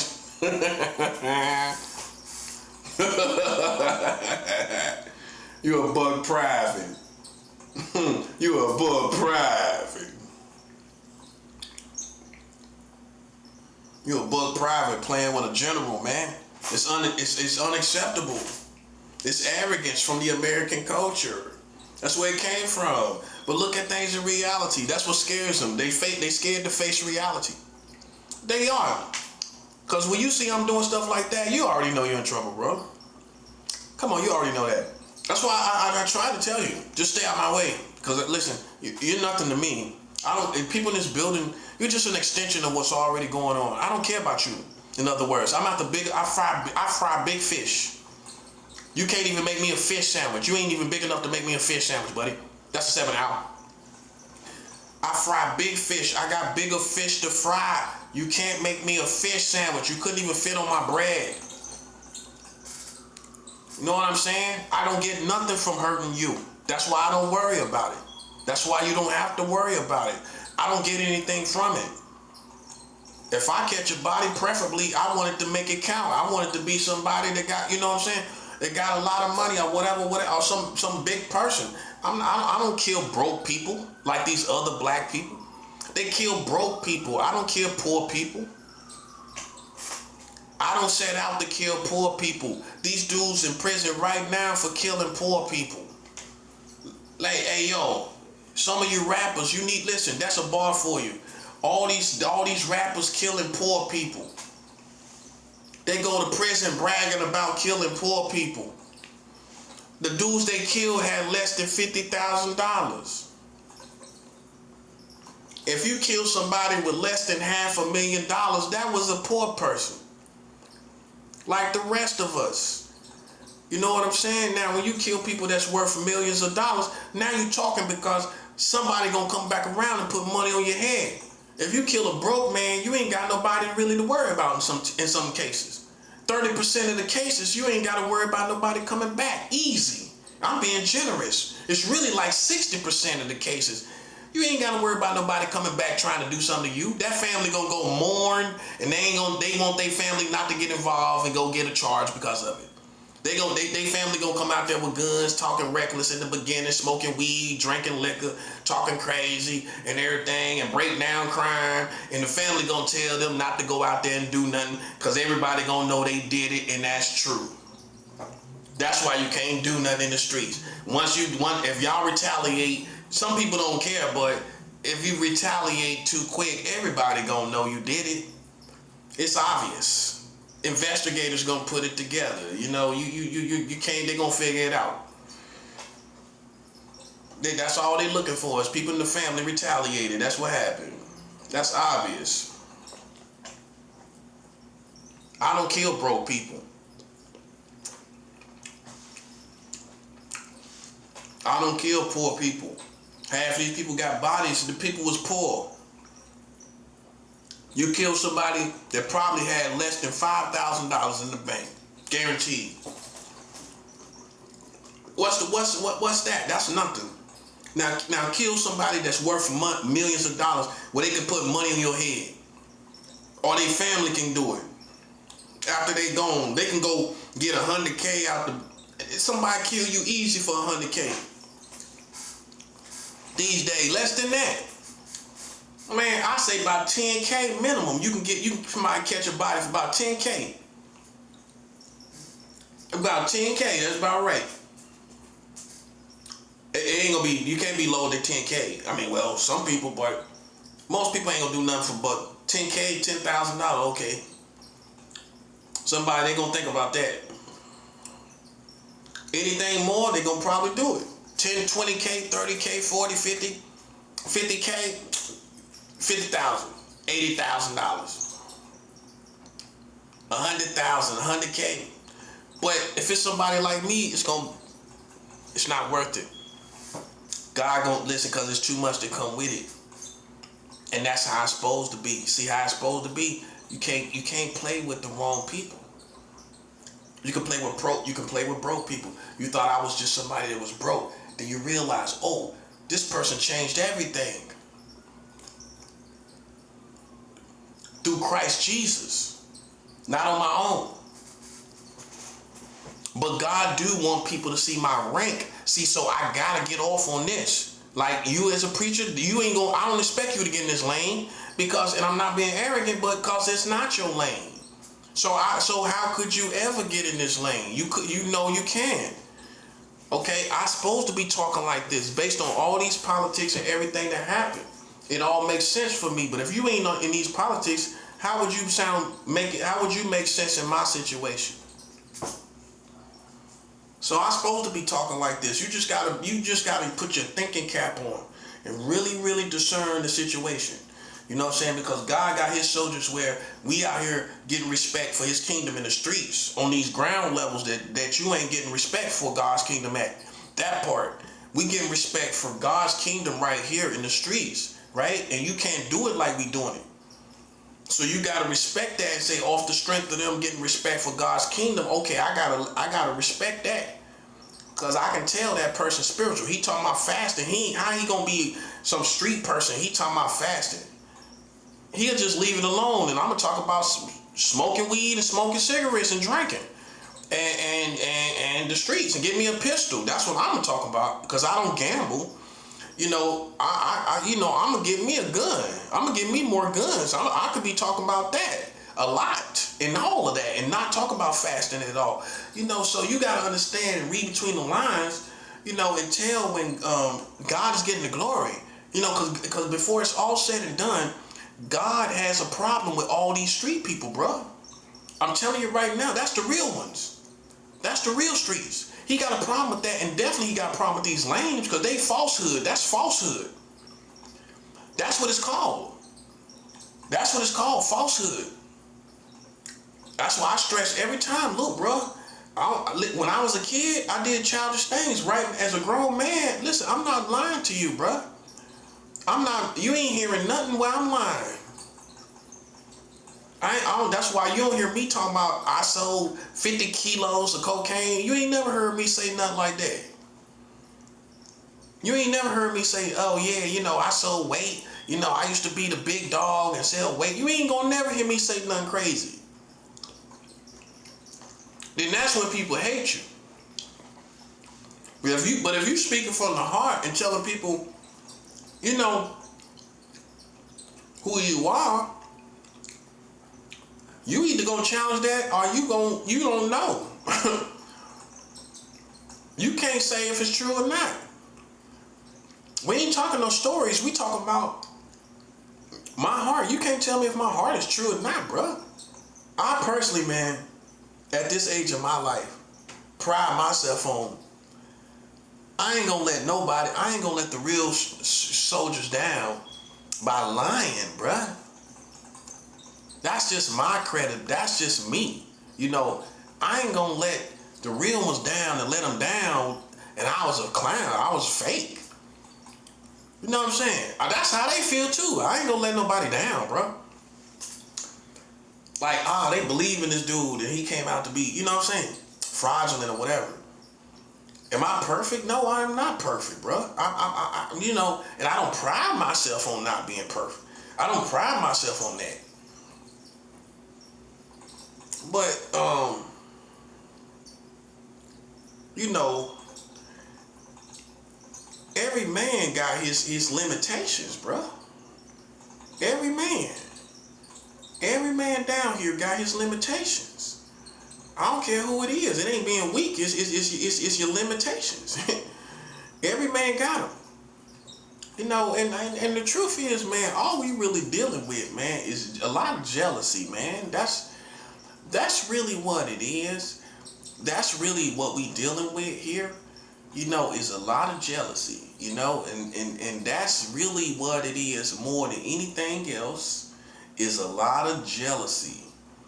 And because I got reputation from all directions, from white, black, Hispanic, Latino. I sent money to Mexico City. You know what I'm saying? I got that connection. I sent money to Mexico City, to this church in Mexico City that was from the 1800s. And I promise you, I didn't even realize that. I read the background on the church. I was like, wow. Because I messed around and sent them some money. Like, how you mess around and send somebody some money? Because I had, like, you know how you save the pages, right? So I went into all the pages that I saved thinking, yeah, I got some money. I'm going to send money to that Mexican spot, right? So, you know, the first one I saw, I thought that's what it was, and I didn't realize I had saved like some other page for another reason, like for a backup place to send money to. I didn't realize that. So before I knew it, I sent it, but I was like, something wasn't right about that page from the first time. Come to find out, I sent it to the wrong page, so I was like, oh man. But then I went and did the research and looked up the page. It was like, yo, that was the best thing to do. I sent it to Mexico City. That's the capital. I was like, oh, man. So the Lord just showed me to trust him, man. I didn't realize that. And then I was on board after that to send money there. See, God knew that. So it was, at first, it was a kind of it was a page I saved. I didn't really want to send it at the time. It was a mistake at the first time. And then now I'm just on board with sending money to this church in Mexico City that's like from the 1800s. Yeah, so it's like an ancient church, which is better. I love that. That's generations and generations of Mexican Christians. That's powerful. You know, that's more spirituality. That's why I like it. Because you got generations of spiritual people that was in that church. Now I done send money there. Boom, that's what I'm looking for when I'm looking for, like, you know, Mexican. I'm looking for the ancient grounds. You don't, when I come to spirituality. And I didn't even try to do that. See, that's God, you know. That's God, man. Because I even sent money. I didn't even try to send the money to that church initially. The first time. But the next day, I sent money on purpose. You know what I'm saying? So, like, I'm in Mexico. I'm way down there in Mexico City in the middle. So I'm like way down there in Mexico in the middle. You know what I'm saying? Sending money. This dude emailed me, hey, Marcello from Mexico City. He done emailed me, talked to me, thanked me, blessed me, everything, you know. That's what I'm saying. That was last week. You know? So when you making moves like this, man, you gonna talk like this, man. Even as a Christian. You know what I'm saying? Like, I'm not arrogant, you know, but I talk like a man that's doing something. I'm talking like that's right. I talk like a man that's doing something. That's what people, I mean, you know, you might not believe it, but that's what some people, that's what they want to hear. You want to hear a confident person, man, talking about, you don't want to hear no beat down person. Somebody beat down.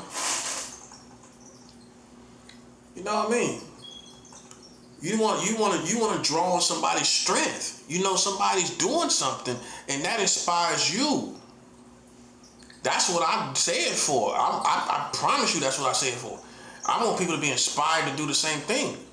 For real. I don't want to be the only one. Man, if everybody did this would be over. This spiritual war we got going, man, this would be over if everybody started giving money. Glory to God, man. And I could just, God is with me, man. You know what I'm saying? And he's good to me, man. He's faithful to me when I'm not faithful. You know what I'm saying? That's real. You know what I'm saying? That's why you can't stop praising him, because you would have been fell off a long time ago, making mistakes. You know what I'm saying? But through the mercy and goodness of God, we are here, And see, if you listen long enough, I'm always gonna praise God, man. You know what I'm saying? You just gotta listen long enough. Like I said, Mexico City, and then the other state where they called the dude, the head honcho, the cartel dude. I found a church in that state where he from, which is the most dangerous part of Mexico right now. I found a church there. I sent money to them. That's on the way right now. I got money by mail that's going to Mexico. That's going to Mexico. Yeah, I know the real pronunciation, Mexico. You know what I'm saying? So I got money going to Mexico by letter already down there. It's going to y'all know what I'm talking about. Where the dude got caught. I'm gonna get it pronounced good, but I don't want to butcher it. So but it's the place where he got caught. The dude that's the head honcho, the one that was over the biggest in Mexico, right? So I found a church in that state where he was at, which is the most dangerous state, and I sent money there, and it's on the way. It should be there either today or sometime this week. Something like that. Sometime this week, man.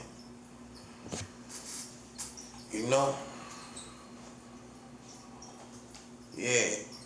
It's just like,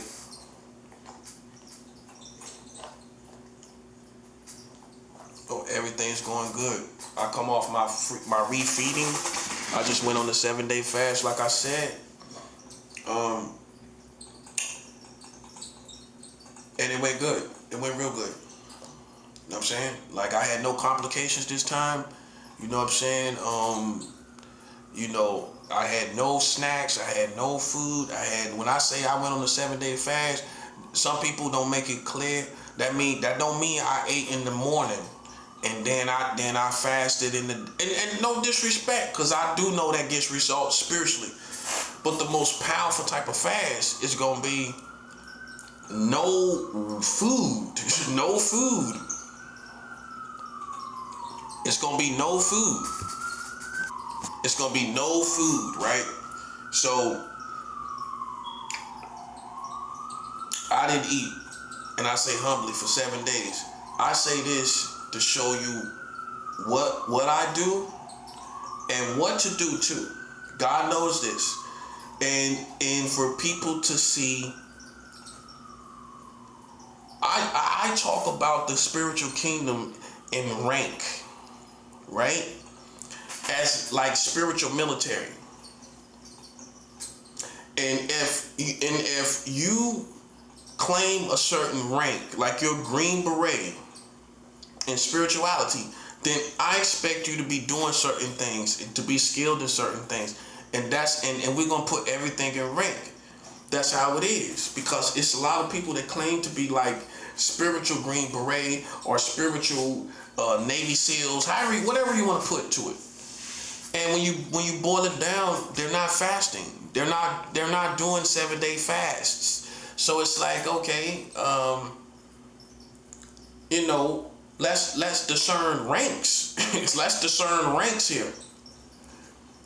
Yeah, let's discern ranks. Okay, because once we discern who's who, okay, we know who we got, right? We know who we got. Okay, now let's put everything in rank by discernment. And if you're not fasting 7 days here and there, see how we have to discuss it?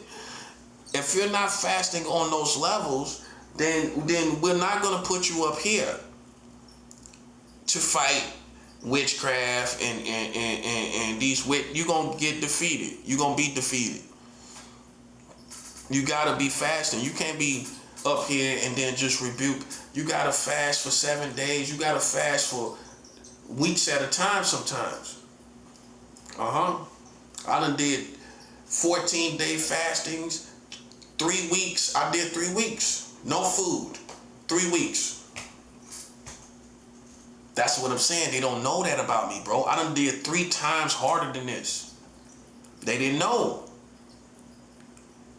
I done did 3. Why they looking at the 7-day fast? I don't do it for that reason. God knows I don't. I do this for spiritual warfare reasons. Yeah, that's right. I don't do it for for everybody to say, yo, look, yeah, that dude did like a week, and I promise you that's not my foundation. My foundation is for spiritual warfare.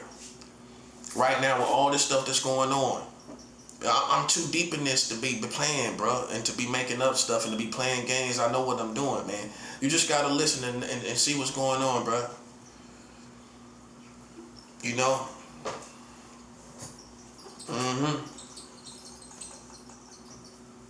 Like now, I can eat regular food today. This gonna be my first meal, because you have to refeed properly, and that's what surprises me about fasting and in the Christian church, because most preachers that talk about it, I've never met one besides myself that has actually went and incorporated the whole process, which is refeeding. Refeeding is when you have a fast that's beyond 3 days. Once you fast for 3 days, you got what they call a refeeding process to go through. And I've violently vomited after 3 days messing up, making mistakes. I've lived and learned from making mistakes. So I've had refeeding syndrome from not eating properly after a fast. You can't just eat anything after fast. And sometimes, in some cases, I'm gonna be honest with you, you live and learn, and it's just kind of no way around it. You know, I never met someone who fasts on these levels that just, I didn't never throw up. I never had the runs. I violently threw up, you know, for real bad, you know, making mistakes. With usually a 3-day fast, but once I fast for like 7 days, I do everything so clean, I'm not gonna make no mistakes. Like for example, this time when I went on a 7-day fast, I ate nothing but the split peas the whole time. I done got used to it. See, I didn't grow up on that.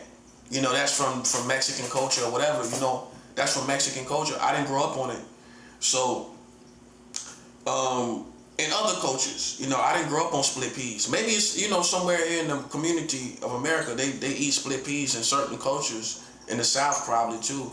But in the North Carolina, I didn't grow up eating that. So, I'm really not used to it. So it's like new to me. And so I ate that for like 3 days. I put a little soy sauce, onions in it, salt and pepper, no pepper. Because one thing I noticed about after a fast, you can't have any pepper because it'll burn your stomach. I done been through it all, buddy. You can't have any pepper, any vinegar. Now you would have thought I knew better from the vinegar. I didn't think about it. So one day, I had like tomatoes and vinegar, which is good to me. In California, man, don't you know it did not register to me that I'm putting vinegar on my stomach directly after a 4-day fast. After fasting for 4 days, I was violently sick, bro. I was sick. I've been through some decent punches in the gut, but now I'm just like, I'm very clean and professional these days. Like this refeeding, I went through no discomfort. All my bowel movements were solid, no runs. I didn't even have no runs at all. But see, I take magnesium, which after my fast, it'll push the food through quickly, but that's not the runs. That'll fool you about magnesium. It just breaks the food down fast, runs it through your system, and it might come off like the runs, but it's not. You know what I mean? It's not refeeding symptoms. Refeeding syndrome symptoms. So after this fast, I fasted. I refed for like 3 days and a half, because you have to do half of what you fast, right? That's the mathematics behind the body. So if you fast for 7 days, you gotta break that in half, and that's 3 days and a half. So I had to refeed all this time since I came off the 6th, and now it's coming on to the 10th. I had to refeed to the 10th to reach 3 days and a half, so that my body could get back to eating regular food. You can't just come off a fast and eat a sandwich. Your body can't break it down. Your body cannot break down the sandwich. It can't break down the bread. So you got to get your body back pumping and used to breaking down food. So you got to have soft, gentle stuff on your stomach. So I just had peas and onions, and just that, my body broke that down beautifully. You know what I'm saying? So I just proved, glory to God, glory to Jesus, glory to the Holy Ghost. I just proved that you can fast for 7 days and you will not have no complications. Your body, I haven't vomited one time. I haven't had the runs, not even once. And I ate big portions. I was a little cautious about the first 2 portions that I ate, and that still came out to be good, because it was just soft food. So my body just took its time and broke it down. Remind you, I'm taking vitamins too, so that kind of helped the process as well. I recommend after a fast to take the vitamins, because that just helps the digestive system and just overall your whole system, a multivitamin. So that's really what I'm celebrating today. That's really where my spirit is at, man. Like I said, I just came off a 7-day fast. If you don't know, this particular 4-week fast of no food, no nothing but water. This 7-day water fast, when I first started it, 8 hours in, the war in Iran started.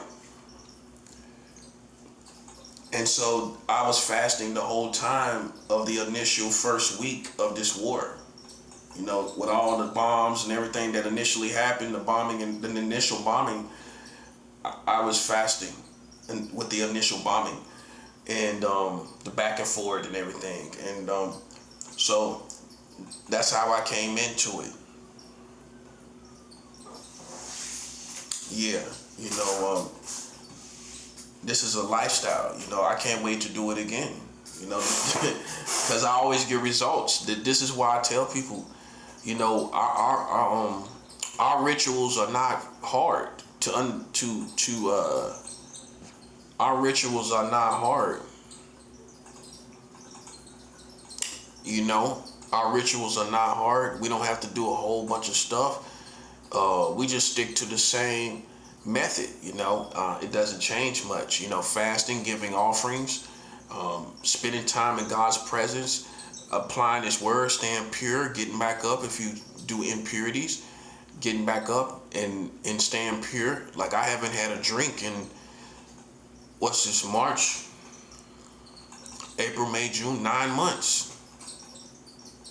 It's been this will be 9 months. It'll be 9 months.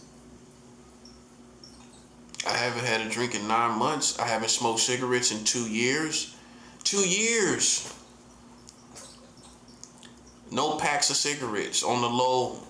No clips. No shorts. Nothing off the ground. No cigarettes off the ground. Nothing. I haven't smoked 1 cigarette in 2 years. That's why, like, right now, it's so important. My sobriety, my overall sobriety is so important, and it hasn't been broken.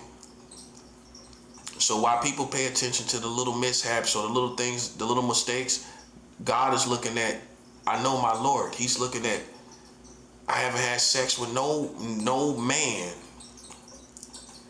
in over 2 years, right? Okay, so nobody shouldn't be calling me gay. Okay, when the last time I had sex with a man? When the last time I had sex with a man? Okay, so then why are you out here telling Brooklyn I'm gay? That's why God is running through these streets. You know what I mean? Doing this to these people. You had no business with your big head going out here telling people I was gay and you ain't seen me with a man in over 2 years. That's what I'm saying. You see what I mean? Now, so that's a lame all day. It's no way you can make that a real one, right or wrong. Okay, that's not a real one, right?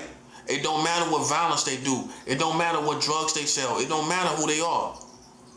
You can't just do what you want to do and be real. Where would we all be if we could just do what we want to do and be real? Okay, so if you seen somebody, this is for the whole community that did that. From Queens all the way over here. If you seen somebody wasn't with a man and you know he doing it for spiritual reasons on top of that, and you know he ain't been with no man, not because he just laid back for 2 years. This is a person that is spiritual, which means he's doing it on purpose, right? And you still go out here talking about he gay. That's not a clown. That is a clown. That's a clown, bruh. You see this person ain't been with nobody in 2 years, and you sitting up here talking about he gay. You ain't seen me in the streets not 2 summers. You ain't seen me in the streets not 2 falls or springs. You ain't seen me out there at all. And before that, I wasn't with a man for living with a man for over 5 years. I haven't lived with a man in 5 years. That's half a decade. Where's the gay part then? The real truth is it's really like 5 years. I wasn't living with nobody. I haven't been in no relationship with nobody in 5 years. Ain't nobody gay say, yo, me and him was in a relationship. Who? I ain't been in no relationship in 5 years. Okay, so I should have said that too. I haven't been in a relationship in 5 years. Is it cause I lost my mind? No. People done said, why me and you ain't together? Because I'm not gay, bro. That's why me and you ain't together. That would have been funny if I would have said it. But I haven't been with somebody in over 5 years. Do you think I deserve to be demonized and stigmatized with a label? But I'm paying the price. That's what I'm talking about. I'm paying the price. But yet I still have to take these labels. So then what's the use? You see what I'm saying? Based on them, what's the use of not doing it if I still have to have the labels?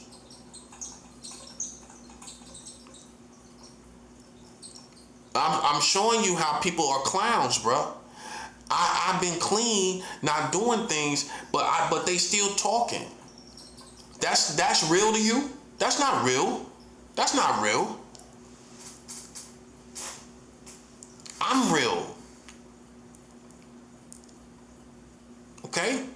I stuck to my guns. I stayed out the streets. I stopped smoking weed. I stopped smoking cigarettes. I stopped drinking. I stopped having sex with men. I stopped having sex with women. For women, it's going to be a year since I had sex with a woman. It's going to be a full year this month. No lie. So even women too. It ain't just the men. I haven't been with a woman in a whole year. This month is going to make a year. Right? 2 more weeks will be a year. Well, hold up. Yeah. 2 more weeks. 2 more weeks for sure will be a whole year I haven't had sex. Do you know how long that's been? You know how many years You know how long it's been since I've not had sex in a whole year? It's been 16 years. 17 years since I've had, it's been 17 years, 2009. Because that's, after my wife, I had a relationship, I had sex in 2009, after my divorce. I waited honorably after my divorce before I had sex with somebody else. So I can say before God, yeah, I waited till my divorce was official, then I had sex. Some people ain't like that. Soon as they do the process, oh, okay, well, we not together anymore. Why wait? I mean, but for me, I did the honorable thing and I waited. I waited till after my divorce, and I can honestly say my divorce was official and certified and stamped and in my hands before I had sex with someone else. I can honestly say that, which was 17 years ago. 17 years ago. So, this is the longest I've been without sex since that time when I started back. This has been the longest I've been without sex from that time that I started back. So that's another great feat. I haven't been with no women either. I haven't been with no woman. So I feel good. Other little mistakes and everything, you think it's going to compare to me not having sex with a man in 2 years and not having a relationship with a man in 5 years? Not living with a man. I didn't live with a man in the past 5 years, going on 6 years. So that's really how long I have not been around no gay energy. It's really 5 years. That's why this is 5 years later. Now you see what you're looking at. Now you see why I moved the way I moved, because they going back 5 years ago and talking about that. They stuck on that. They stuck in the wonder years. It's 5 years later. That's a long time, bro. That's a lot of summers. 5 summers later, and you really wasn't with nobody consistently after that anyway? I can tell you, I never stayed with a man a full week from Sunday to Sunday after that. So for grown gay people, you really haven't been active in the past 5 years. We ain't talking about boys. We talking about grown people gay people who live with other gay people. You really ain't been active in 5 years. They'll put it like you really ain't been living the gay lifestyle for 5 years. You messed around here and there. You ain't living no gay lifestyle for 5 years. That's why I'm like this. It's nothing there no more.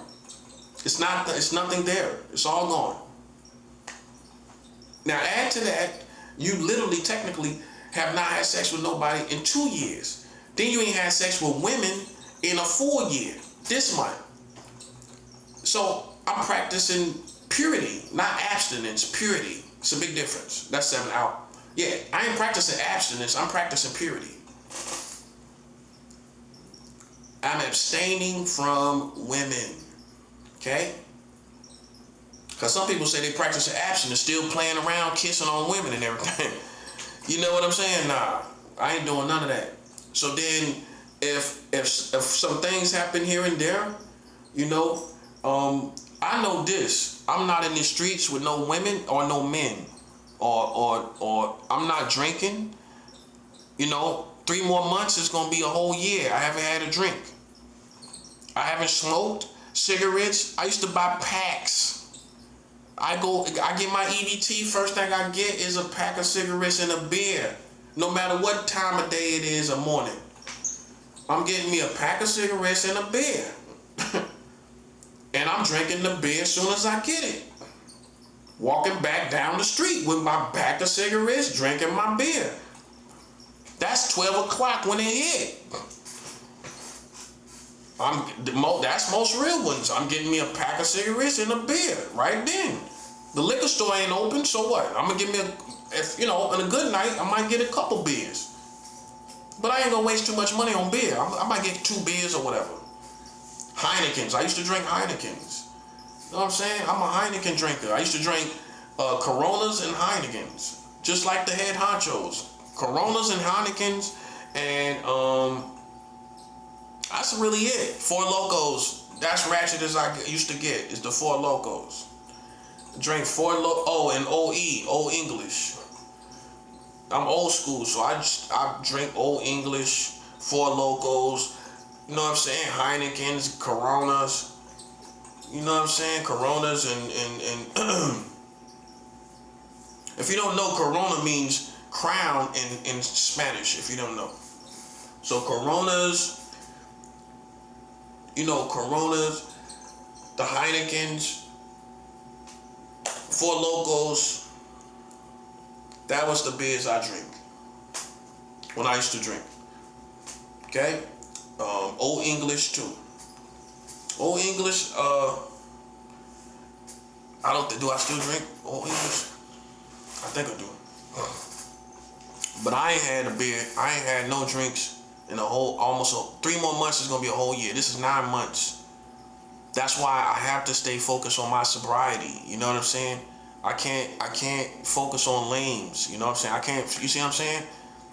I'm focused on real things. I can't focus on, suckers that try to agitate me. You know what I'm saying? Now see, if I was a weak dude, I would want a cigarette because of these things I'm going through.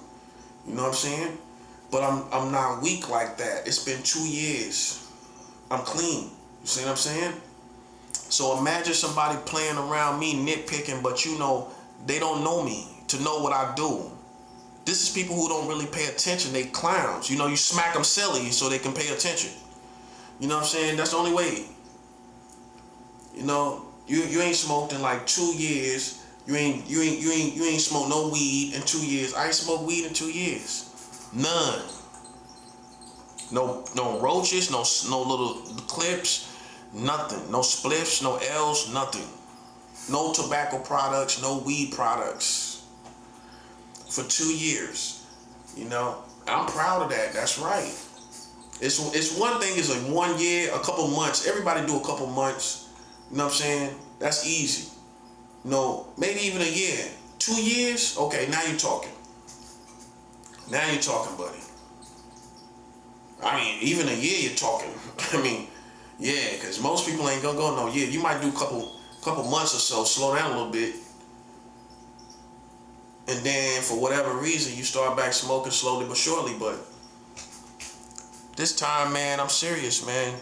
2 years, the proof is in the pudding. You know what I'm saying? 2 years, I'm not smoking. I'm not drinking. I'm not smoking weed. I'm not having sex with no guys. That's 2 years. They can't show you nobody. This is why it's a war, bro.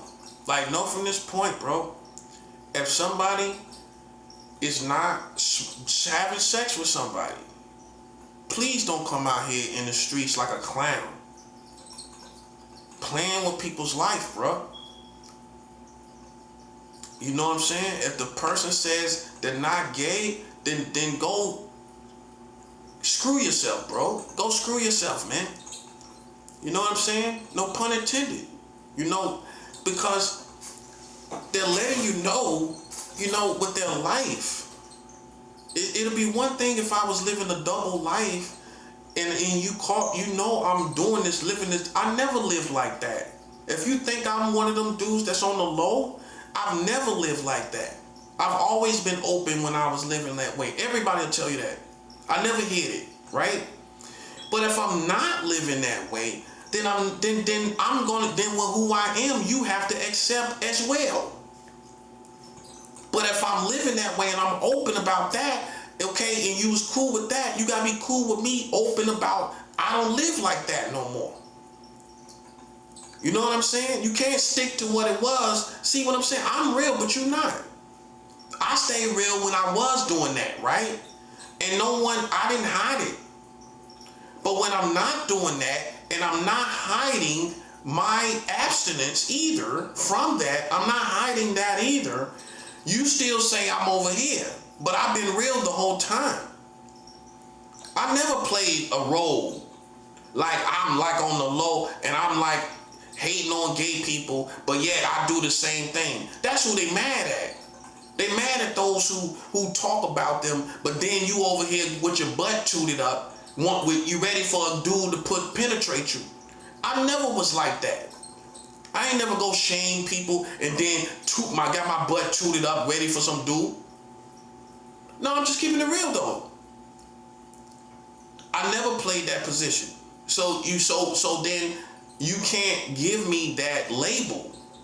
That's what I'm trying to show you, is you putting labels on people. And people kill for that reason, bro. It's not because you're ashamed, it's because of the disrespect, and the people is going in the opposite direction. In this case, I'm going in a different direction, right? For spiritual reasons. But you're telling people I'm out. And think about it when they get back to Christians. Think about that part. I'm not living for them. But then think about it when you telling these Christians I'm gay, but I'm not doing nothing. Now you see what I'm saying, bro. That's all I'm saying. Life is not no game. Ain't nobody laughing, man. Ain't nobody playing no games, man. So like I said, it's not about being it's not about being ashamed. That's what I already stressed this. I was not ashamed ever, right? It wasn't that. It's that I'm 100. If I'm not living that way, and you know, especially if you know I'm doing it for spiritual reasons, and you know I'm not living that way, but you out here in these streets telling people I'm gay, I have a problem with that. That's what I got a problem with. That's what it is. That's what the problem is here. It's not that you can't ever say I lived a double life. I understand when people hate people like that. You know what I'm saying? They hate gay people, but yet they got their butt tooted up, ready to be penetrated by some guy, right? But then you go back to hating on gay people. I ain't never played that position. The only reason I check you is because you deserve it. That's why. But I ain't never been fake, man. That's why they love me. That's why people love me. I ain't never been fake. If I was living that way, everybody knew. I didn't hide it. I never hid it. That's why people was tripping. Like, don't you know you don't supposed to be so cool about this? Don't you know you're supposed to be kind of, I didn't listen. I guess I was an innocent person. I just carried myself how I was living. That's how I was. Ain't nobody, I played basketball like that. They'll tell you the legends, the stories. Me playing basketball in leggings and everything. Like Dennis Rodman, looking like Dennis Rodman, the leggings and playing basketball. And nobody felt no way. I was playing basketball, everything, bro. I never stopped being me.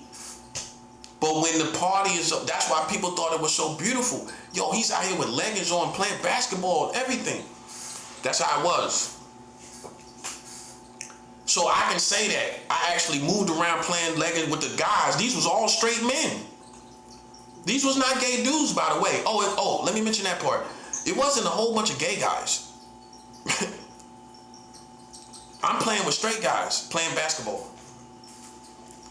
That's all I'm saying. That's why they had so much respect for me and you didn't know. You know what I'm saying? But when I'm not living like that, right? And things change and seasons change, and people was jealous of me probably because of that. I was just so natural, normal, I kept it 100, It wasn't, I feel like it wasn't natural. It's a whole different, you already know where I'm going with this. You know what I'm saying? It wasn't natural for me to live that way. It's natural for me to be with a woman. I feel that way, right? And that's what I'm actually attracted to. I know what I'm attracted to. I just might not have the money to have that kind of woman. And that I'm keeping it real. I'm keeping it real. It takes money to have a woman. It does. Okay? You just not an animal. You gotta take care of this person. This is a human being. And women can respect that. At least I'm not chaining you to me and I ain't got nothing. You know what I'm saying? And so it take money to have a woman, man. I gotta have money For me to feel comfortable, man. And for you to have a woman that respect you, you gotta have money, bro. You got to. She ain't gonna respect you right if you ain't got no money. It's just how it is, man. I mean, you can find that. I'm not saying you can't, but I can tell you as a man, a married man, it's gonna be a lot harder when you don't have no money for your respect and people to take you seriously. When you got bread, you get taken seriously, bro. When you bring it home the bread, you bring it home the bacon, you putting food on the table, you get taken seriously. Because that's life. That's life. If I put a meal before you, especially if you've been on the streets, if I put a meal before you, you gonna respect that meal. You feel me? You gonna respect that food that I put before you. You know what I'm saying? But if you're not doing that, man, you know, it's hard for people to take you seriously, bro. That's what it is, man. I'm telling you, it's dudes right now arguing with their females. And the reason, right now, this tonight, and the truth is, you're not going to win that war. You might win the battle, but you ain't going to win the war. You know why? Because you don't got no money. What are you arguing? What you talking about? You can't take care of no woman. And she probably done told you that and you got mad. That's what I'm saying. You can't, you know, us as black men, we gonna be great at sex. That's how we keep women hanging on. But eventually, man, she gonna get used to it, you know, and then what? She gonna be thinking about the money. That's what she gonna be thinking about. That's what I'm saying. We always go through it. You know what I'm saying? That's why, like, I'm very aggressive and fierce about my bread. You know what I'm saying? But I'm helping other people right now.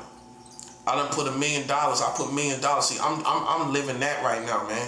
Instead, females ain't going nowhere. That's one thing I learned in life. You got all the time to find a woman. If the Lord tarries, you got enough. You always gonna be able to find a woman if you got money. Trust and believe that. Trust and believe that, buddy. If you got money, you can always get you a woman. That's facts. But you can't always get a woman without money. You see what I'm saying? But with money, you can always get a woman. But without money, you can't. You don't know if you're gonna keep that. You gonna get it. It's gonna be worse because you ain't gonna be able. You gonna fall in love and you can't keep it. You gonna fall in love, but you can't keep the woman because you ain't got no bread. So at least you can respect me to say, okay, I'm not looking to be with a woman until I can take care of a woman. That's just what it is, bro. Unless she just 100 and she like, I see what it is and I still want to be with you. If it's like that, okay, but I just gotta have respect in a relationship, and sometimes people don't take you seriously if you ain't got no money. They're not disciplined enough. A lot of women are not disciplined enough to respect you without money. You could do it, but they're not gonna do it.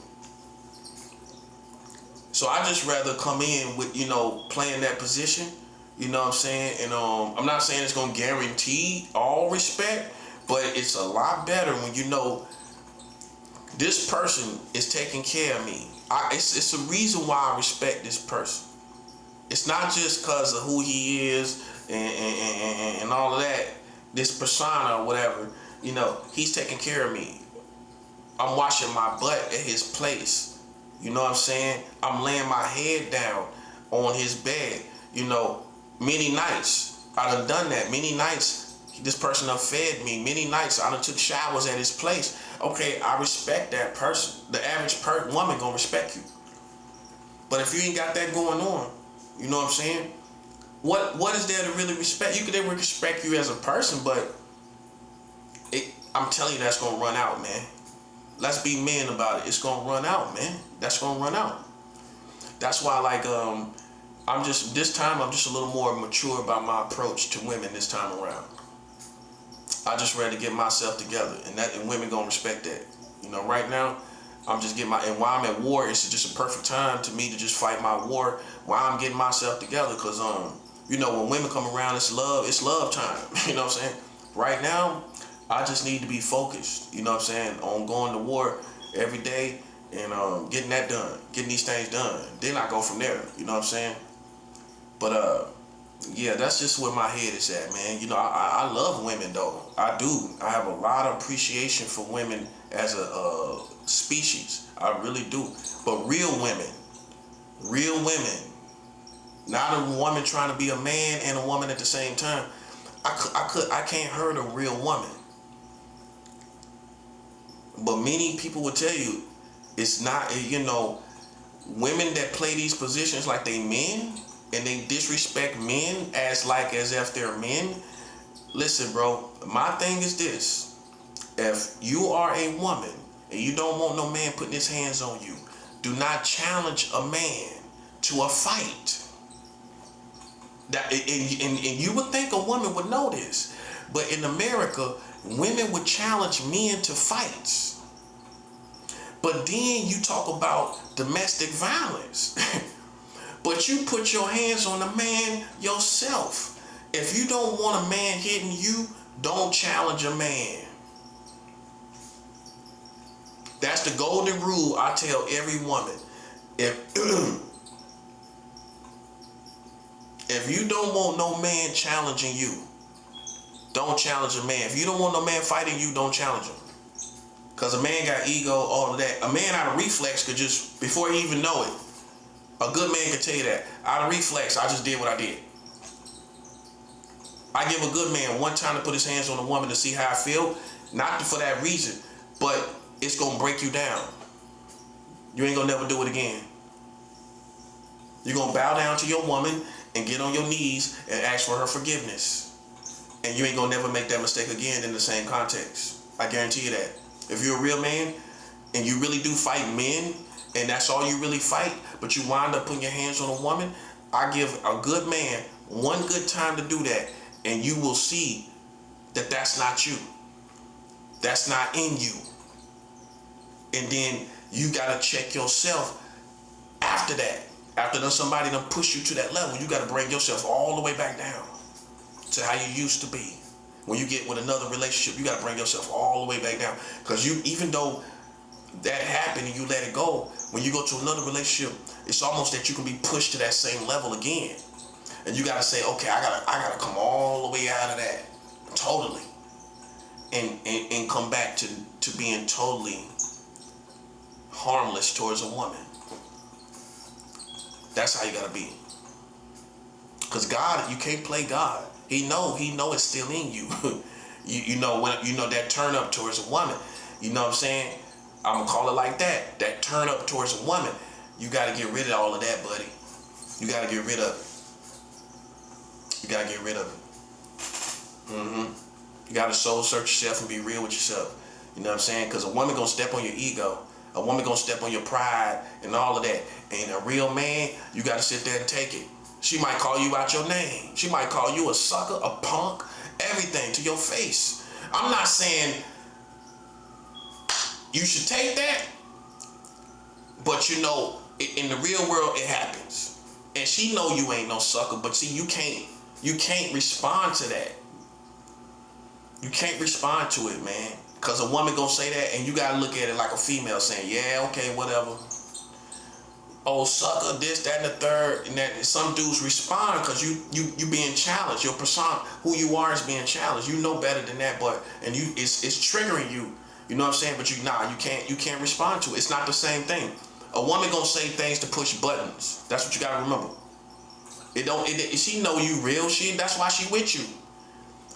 You know what I'm saying? She already know that, man. She just saying it when she just saying it out of emotion or whatever. And the truth is, man, she know that ain't the case. She know that ain't the case. You can never. This is one thing I learned. You cannot treat your female like a homie. She's never gonna respect you like the homie, because a woman gonna feel like she know you better than the homies. So she gonna push buttons. She gonna talk to you reckless sometimes, and you can't equate it to the homies. It's not gonna ever be like that. Now sometimes, every once in a while, when the stars align right, men will get women that respect them like the homies, right? You lucky if you got one like that. But the rest of us, listen, man, she's not gonna respect you like the homies, bro. And that's what you're looking for. How you think I know? I know, bro. She ain't gonna respect you like that. She gonna be reckless. She gonna say stuff to you. She gonna say everything she can say to get under your skin. She know what you don't like. If you a street guy, she gonna call you a sucker, a punk, all of that, a buster, everything, a scrub, everything. She gonna go through all the lists. You know what I'm saying? And you gotta sit there and say, yep, whatever. You can't look at it as a challenge as a man. This is what I learned, bro. You can't look at it like that. It's not the same thing. She already know you real. A woman knows a man energy. She know you ain't nothing to play with. She know that. They get comfortable. They want to know. Women want to feel like they're totally connected to you. So in a weird way, that's a way of feeling totally comfortable, where she can say anything she want to say to you. You know what I'm saying? That it's just how it is, man. I'm telling you. I learned a lot, you know. But once you feel that feeling of putting your hands on a woman, you gonna remember that. You gonna remember the feeling, and you gonna hate it. You gonna hate it because that's a contradiction to who you are. You gonna hate that. You gonna hate it. You know what I'm saying? You gonna always hate that. But you gotta live on, and you gotta move on. And but like I said, I give every real man a pass on one time, because it can happen these days, because how females get built these days. They get bred like they dudes by their family and cousins and everything. You gotta remember how she been hanging out with her cousins and all them, that part. When they been smoking together, you know, in the car, hanging and listening to music and chilling. They been chilling like homies before you came along. Think about it. She been chilling with her family like homies.